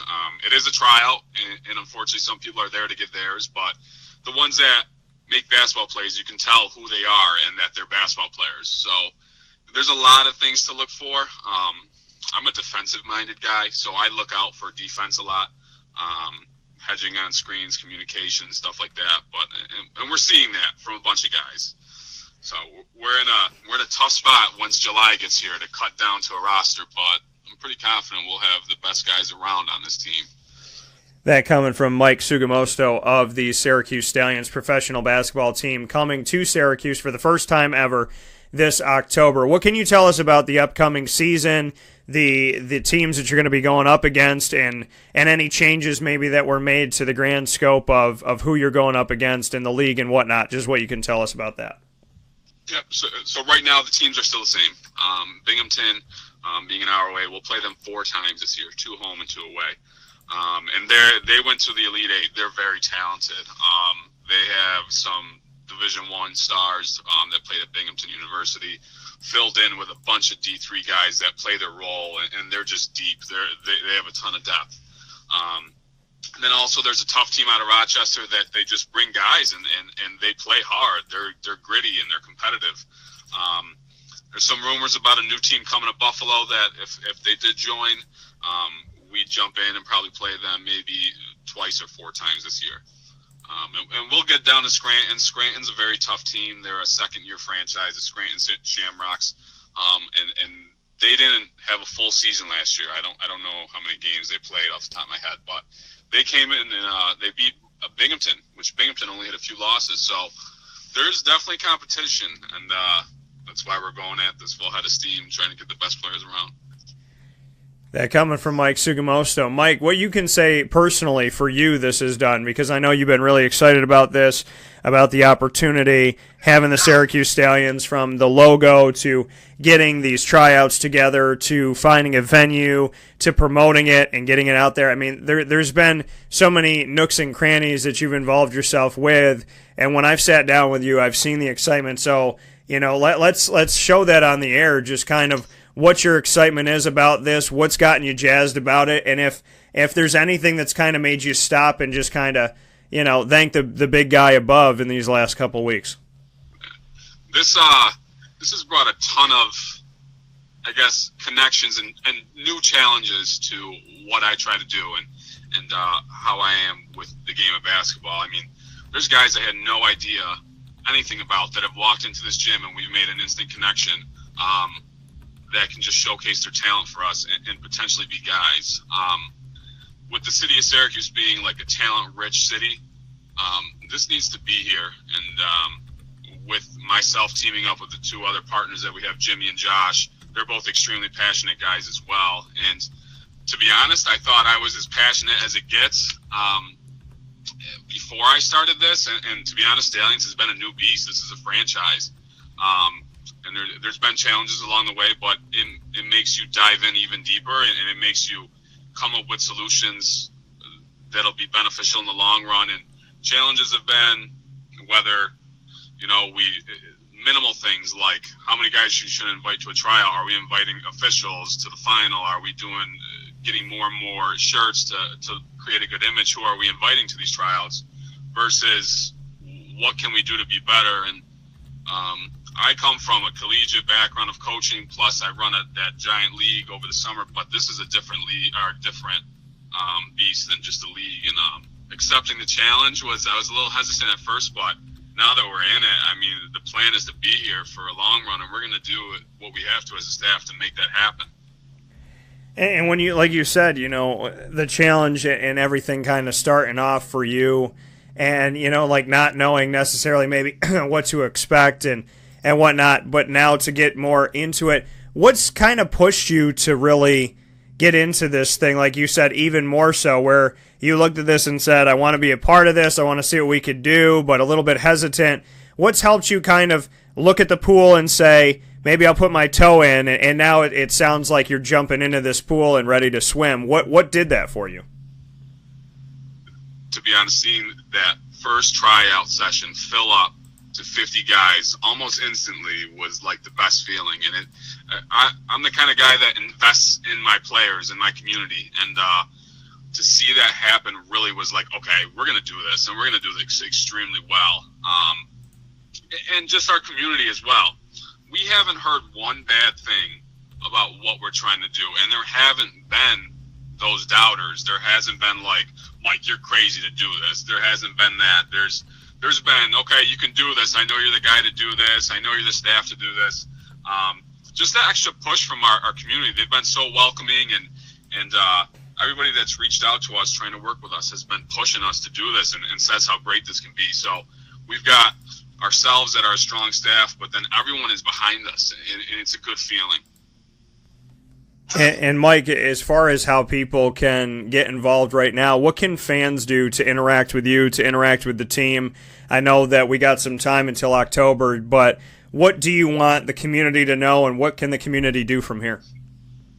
So we're actually in the process of rolling out a huge junior stallions program, which is going to be geared towards young athletes ages of 5 to 16 that are going to pay a fee, and it'll get them 2 clinics in October, a signed basketball by our team, a T-shirt, like a chance to shoot at halftime of our games. But then also, I mean, our tryouts are open admission, and we've had people come in and hang out for the whole tryout to see what we have. And in the first trial, we had about 50 people come, and the gym felt even more packed than I honestly thought it would. And the second one, we had about 30 people come show up. So I think right now you can reach out to us, and we're going to answer you via email, via text, via phone call. Anyone can call me at any time, and I'll pick up if I'm available and answer any questions you have. I think that with us being like a family feel and a community feel felt organization, we're going to answer your calls. We're going to answer your questions that you may have. At the end of the day, we're doing this because it needs to be here. So I'll answer whatever questions anyone has. That from Mike Sugamosto of the Syracuse Stallions, getting set to play this coming October, and you're going to be able to connect with them even more so on Wake Up Call with Dan Tortora as we get closer. Mike, as always, it's a pleasure. I appreciate it. Got to ask you really quick here. Boston, Cleveland, Golden State, Houston. Who's going to the NBA Finals? I'm saying Warriors in 6, and I'm also saying I'm picking the Celtics in 6. Not that I have anything against the Cavs, but I want to see a little different change on that Eastern side because I'm a little tired of the Cavs getting there. But I think that's what it'll be, Warriors and Celtics. Warriors and Celtics moving forward here, and that coming from Mike. That's what he thinks. That's what's going to happen as we move on from this moment. And really, really quick here, LeBron James, do you think he's a Cav next year? No. Philadelphia 76er, maybe? I'm leaning a little bit towards that. I don't know what to expect.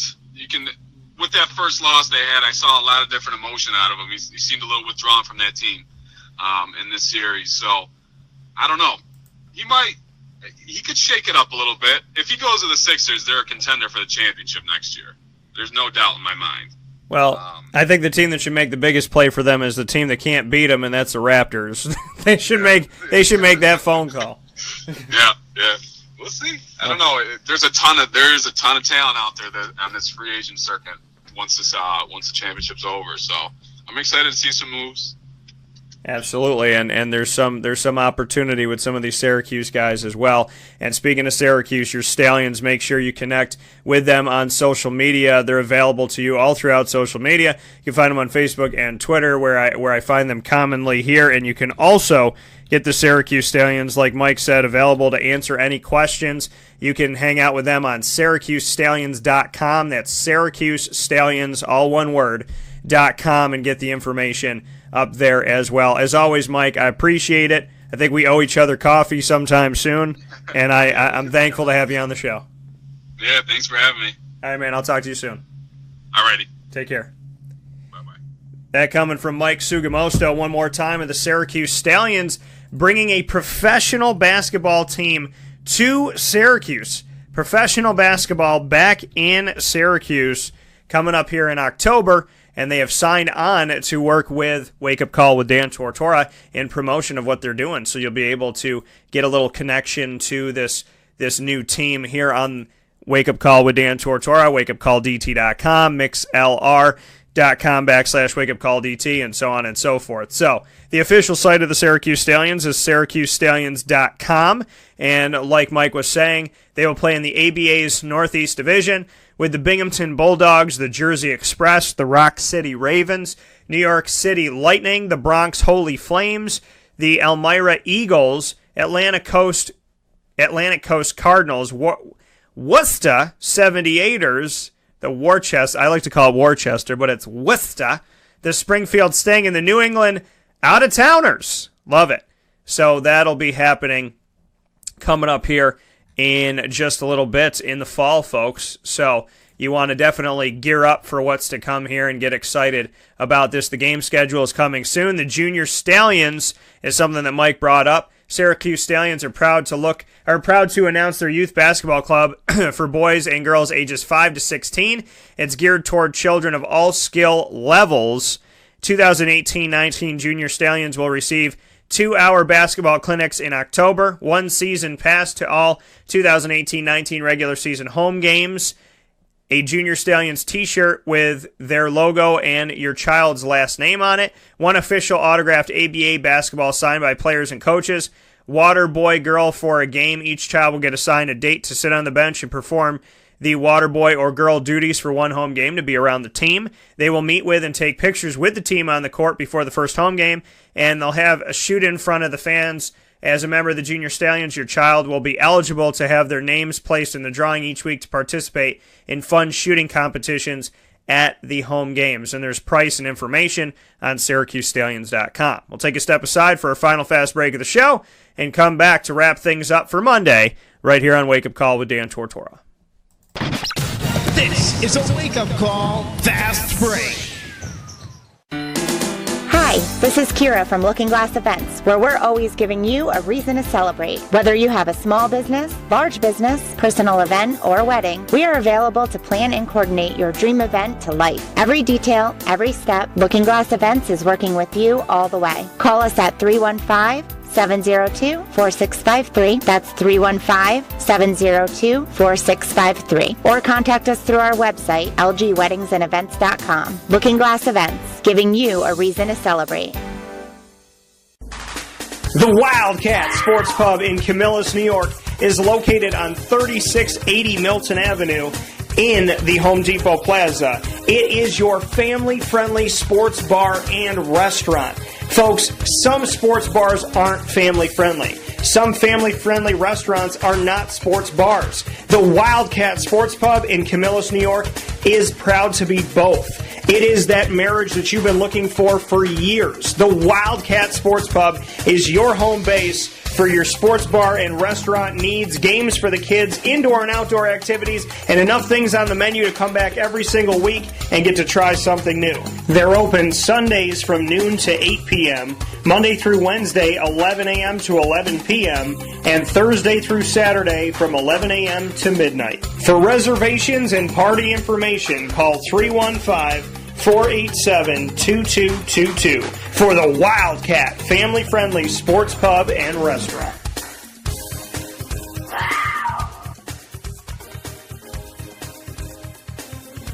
Welcome back here to Wake Up Call with Dan Tortora on wakeupcalldt.com, your one-stop sports shop, and on mixlr.com/wakeupcalldt here on the broadcast. Happy to be here with you on Monday, May 21st, and we want to let you know one more time that we will be on location at the Wildcat Sports Pub for a live special engagement show tonight, Monday, May 21st from 6 to 7 p.m.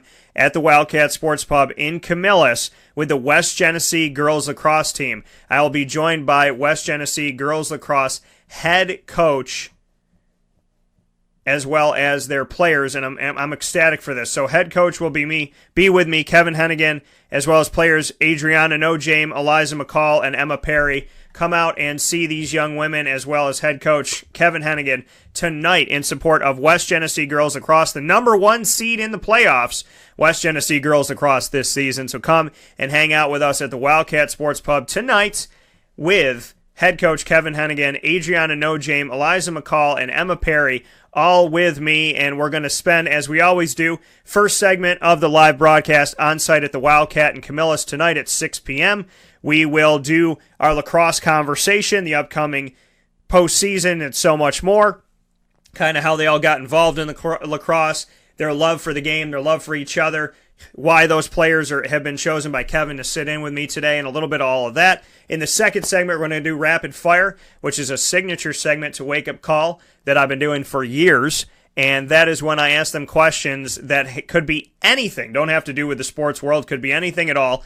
And then in fairness, and something that I love doing, the interviewer becomes the interviewee. And I do what very few broadcasters do, which I will put myself on the hot seat tonight and let Kevin Hennigan, the head coach of West Genesee Girls Lacrosse, and his players, Adriana Nojame, Eliza McCall, and Emma Perry, they will all get to ask me questions and do a little role reversal on site at the Wildcat. So come out and see us tonight, Monday, May 21st from 6 to 7 p.m. in love and support of local sports inside of Central and Upstate New York and West Genesee and our connection to the Wildcat Sports Pub. So I want to thank West Genny, and I want to thank all the teams, girls lacrosse for tonight. I also want to give a big shout out to boys lacrosse, to football, to girls basketball, as well as boys ice hockey and boys basketball, so and every single sport at West Genesee. So thank you to all the teams and coaches and players that have been there. We look forward to having you all on site, on location very soon. But once again, thanks to boys basketball, girls basketball, boys ice hockey, football, boys lacrosse, and now girls lacrosse of West Genesee, all joining me for a very special live on-site location we do every month exclusively for West Genesee at the Wildcat Sports Pub on 3680 Milton Avenue in Camillus, New York. So we look forward to seeing you tonight. With that being said, we talked about basketball all throughout today's show, so I think it's only fair to get to some football and what's going on here with the football side of things. Of course, everybody's going to freak out about today's top headline, and that is that Tom Brady's not present for the voluntary OTAs that are going on right now, organized team activities. Tom Brady will not be at the opening of this. He's regularly participated in this, but he has skipped all of the team's off-season program this season. He's 40 years old, previously explained his decision to miss early portions of the offseason as being based on family, while also helping him become, quote-unquote, really rejuvenated. Wow, tongue twister this morning. Really rejuvenated for the 2018 season. So they are voluntary workouts that Tom Brady's typically been at, but he's not there, which will inevitably make people say, does Tom Brady still love the Patriots? And is there trouble in paradise and yada, yada, yada? But as of right now, he's still the quarterback of the Patriots, and they still are that team that everybody loves to hate. So that's what we have here now with the New England Patriots. So like I said, people are going to freak out, but let them be what they want to be. Now, Johnny Manziel, another story I wanted to get to, something that happened over the weekend, and I'm really excited for Johnny for this. Because, listen, everybody deserves a second chance. And yes, have I been critical of the way Johnny Manziel treated his opportunity in the NFL? Yes. But I'm sure that Johnny Manziel looks at that opportunity and says, I was a starting quarterback, had 2 years there, and look at what I did with it. And look at how I treated it. So I don't think Johnny Manziel is proud of the way that he treated his NFL shelf life any more so than I'm sitting here talking about it, saying that I don't think it was a great showcase and that I don't think it demonstrated leadership and whatnot. But he wants another chance, and I believe that every person deserves it. Anybody in this world that wants to be a better person than what they've been in the past, you need to support that, because people have their moments, right? We all have our moments. We have our times. We have things that go on. But ultimately, I want to see people do well in life. And, you know, it's like, well, Dan, what if they were a serial killer or a rapist or a burglar or this, that, and the other? If they stop doing the bad things they're doing and want to do good things, I'm not in support of the things they've done in the past, but I am in support of them not doing them for the future. And anybody who's going to stop the madness, stop the negativity and the evil that they're bringing to this world, being happy with them doing that is not saying that everything that they did was okay and that everything that they did doesn't have consequences. It's saying that if somebody in society who's not giving well to society decides to give well now, all the power to them, because we need all the help we can get. So if Johnny Manziel wants to do good in the world, then I say, let's sit back and watch him do it. As he has decided to sign with the CFL. And the Tiger Cats team that was looking to give him an opportunity in the past is giving him an opportunity now. So I want to go back to something that was going, because people are talking about the fact that he watched a lot of practice, or, you know, the notion that he wasn't doing a lot in practice.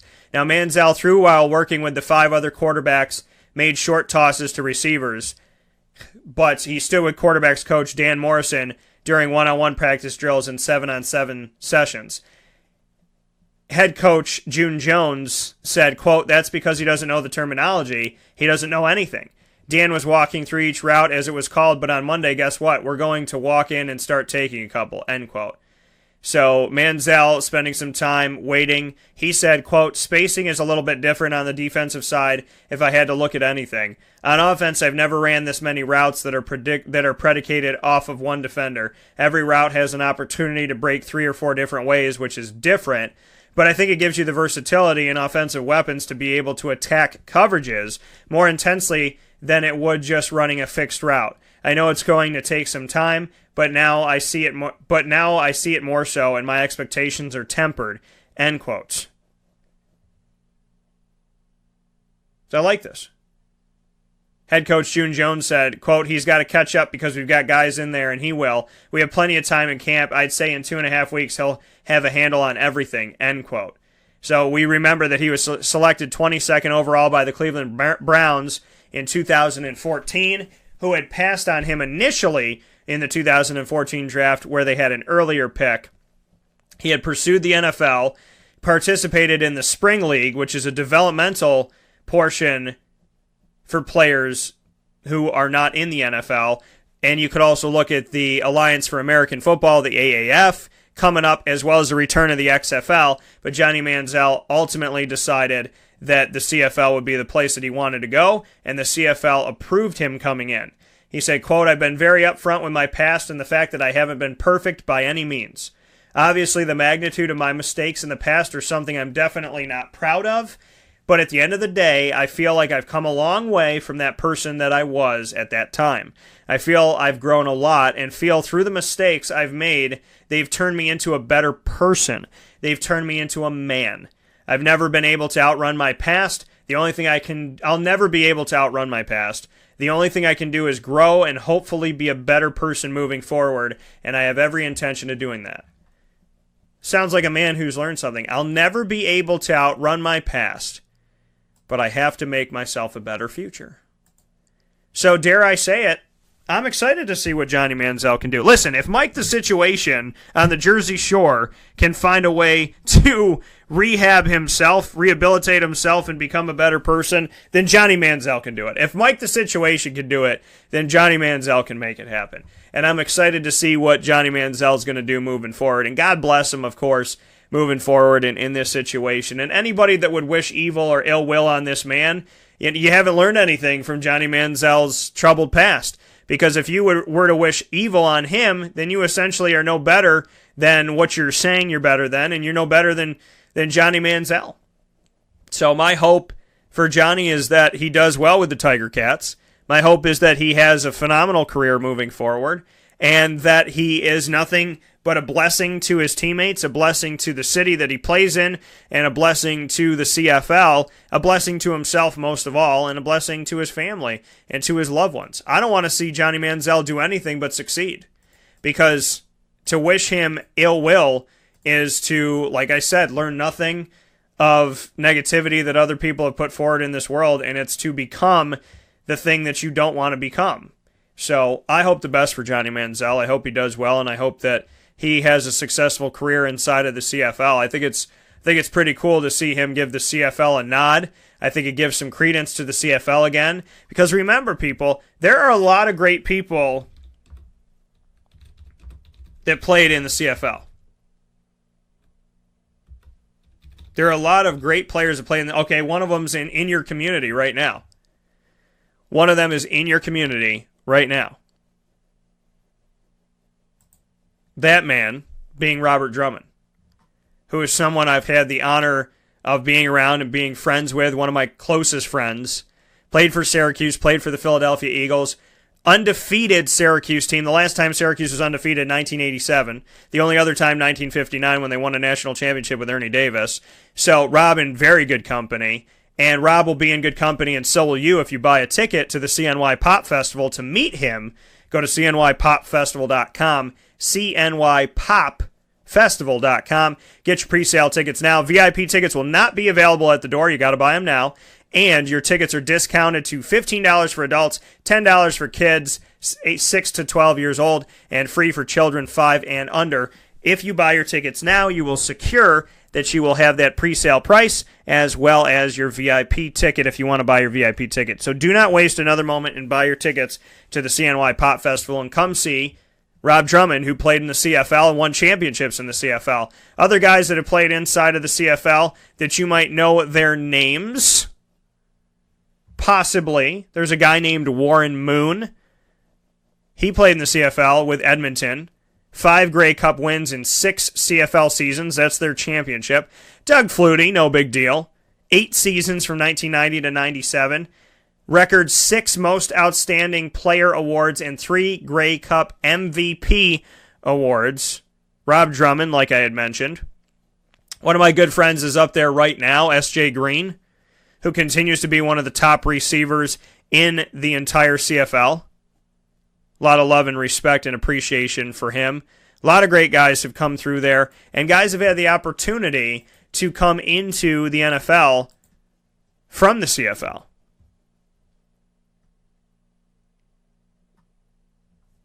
And I think that I honestly think that it is a great avenue that is highly disregarded by some people. And I think, being in Syracuse, being as close as we are to Canada, we can reach up and find some appreciation for that. But my hope is that the rest of the country does, and that we do as well. For the CFL, for the NFL, for the AAF, for the XFL, whatever avenue it is, God bless y'all. Because when push comes to shove, if you're living your dreams, live them however you want to live them. I left traditional radio. I left having a boss. I left everything that people told me I should aspire to. I worked with ESPN. I worked with Fox. I worked with Yahoo Sports. I worked in and out of Syracuse, New York, up and down the East Coast. I have listeners that have stretched across the land. And I made the decision at 26 years old to start my own company. To branch off into something that I literally created from the air in front of me, out of thin air. Literally woke up one day and said, I'm going to start my own business, and there was nothing there. There was no office, there was no studio, there was no equipment, there was no foundation. I had to build it. And I did that. So the breaks from the norms, I'm a break from the norm. And I love being a break from the norm. And even if I became the new norm, I'm still a break from the norm because of how we do things here.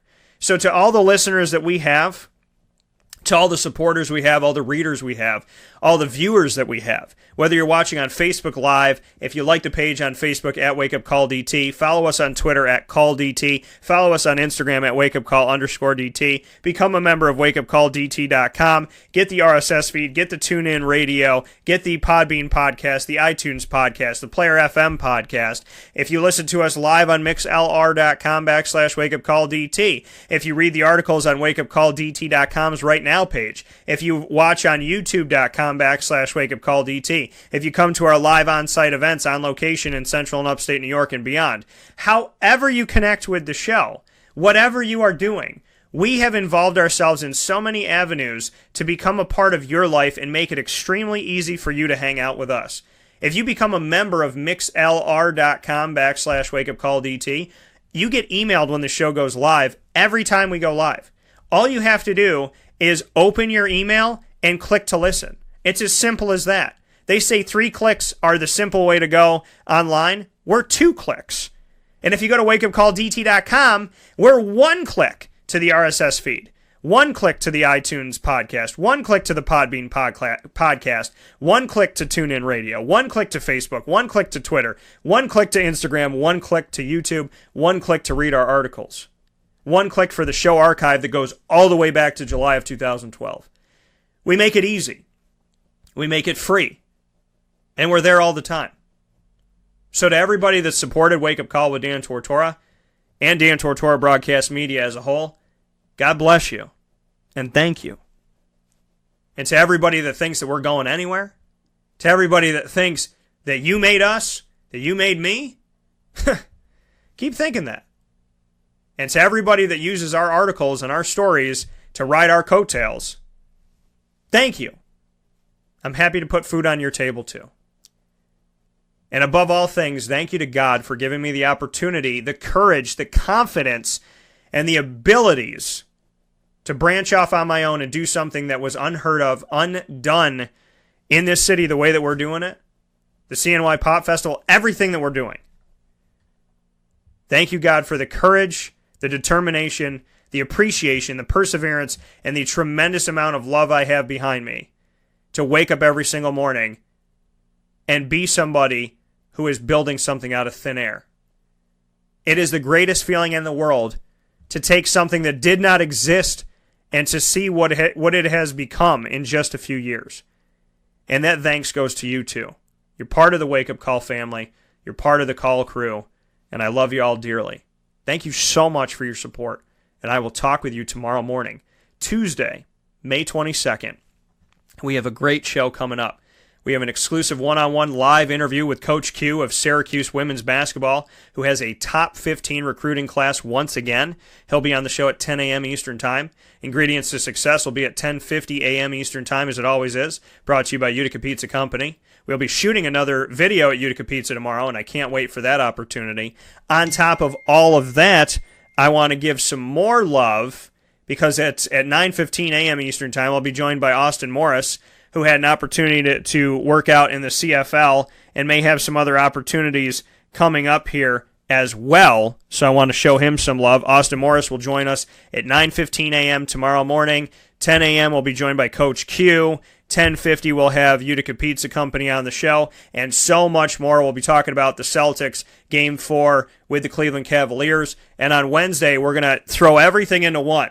So Friday's show and Wednesday's show are going to make a baby. We're going to try and put it all together, make it all happen for you, and see if we could get some more awesome things going on. Thank you to everybody that was a part of the show today, to my listeners, to Dave Paziak of the Linden State Hornets. God bless you, sir. To Mike Sugamosto, God bless you and what you're doing. Thank you for being a supporter of my show for years, a supporter of my work on social media, connecting with me years ago. So thank you for reaching out to me, connecting with me. Thank you for what you're bringing to Syracuse. I hope that this is going to breed great success for the both of us. I know we're going to work our tails off to make that happen. I'm excited about our partnership, and I hope that you will involve me in so much of what the Syracuse Stallions are doing. So to Mike Sugamosto, a big thanks and a big congratulations. And that's another sign of how every single listener should be valued. It shouldn't be if you get 1 million, if you get 1,000, if you get this, if you get that. What are your numbers? What is your RPI? What is your blah, blah, blah, blah, blah? Mike Sugamosto was a supporter and a listener who then had the idea with his team of having the Syracuse Stallions. And then we linked up. And I actually reached out to him during the NCAA tournament this year. So from somebody, I mean, if that's any weight, I think it's tremendous weight to what one listener can be. That one listener is doing something amazing in our community that I'm excited to be a part of, and he involved me. So from listening and supporting the show to working together, that's why we're different at Wake Up Call with Dan Tortora, and that is why we love you listening, watching, reading, and enjoying, because we are different. And we would love to see you at the CNY Pop Festival. Go to cnypopfestival.com right now to buy your tickets. They're only $15 for adults, $10 for kids 6 to 12, 5 and under are free. We're going to have vendors from all different walks of life, local businesses of Central and Upstate New York. We will feature over a dozen entertainers, superheroes from the Syracuse football, basketball world, as well as TV and movies. We'll all be joining you there. We will have tremendous, wonderful food from Q-Dogs as well as Carvel DeWitt and more. We're excited to have Utica Pizza Company as our VIP partner. We're ecstatic to have True by Hilton be our hotel partner, which will open just a few weeks before we actually do the show. So it'll be the newest hotel in Central and Upstate New York, and it will feature CNY Pop Festival and the connection to us and our connection to them as they open. So True by Hilton, the newest hotel coming to Central and Upstate New York, will be our parent hotel for the show. So if you want to get out there and get yourself, if you're coming from out of town and you want to stay over, you got family, friends coming in that you want to come to the CNY Pop Festival, make sure that you reserve a room at True by Hilton. And I want to thank them. I want to thank Honda City of Liverpool for their amazing support over the last 5 years with Wake Up Call with Dan Tortora. And because they are our car partner for CNY Pop Festival, they will be bringing cars on location to showcase, and they'll be a huge part of the event. And we're also going to have some other special news coming up here very soon, I feel like, because God is great. So thank you so much for your support. Get your tickets, cnypopfestival.com. Once again, thanks to Dave and Mike. God bless you all. We'll see you tonight at the Wildcat Sports Pub. Come and hang out with us, 6 to 7 p.m. Support West Genesee Girls Lacrosse. We're going to be there with head coach Kevin Hennigan, Adriana Nojame, Emma Perry, as well as Eliza McCall. We'll see you there at 6 to 7 p.m. at the Wildcat in Camillus on 3680 Milton Avenue. And you will hear from me tomorrow morning, bright and early at 9 a.m. right here on mixlr.com/wakeupcalldt. Keep it classy, keep it healthy, be good to yourself, and keep God at the forefront. If we can learn anything, how about Janet Jackson giving a massive part of her speech for a Lifetime Achievement Award to the big man upstairs? She thanked God above everything. I knew there was a reason why I love the Jackson family. We'll talk with you soon. God bless.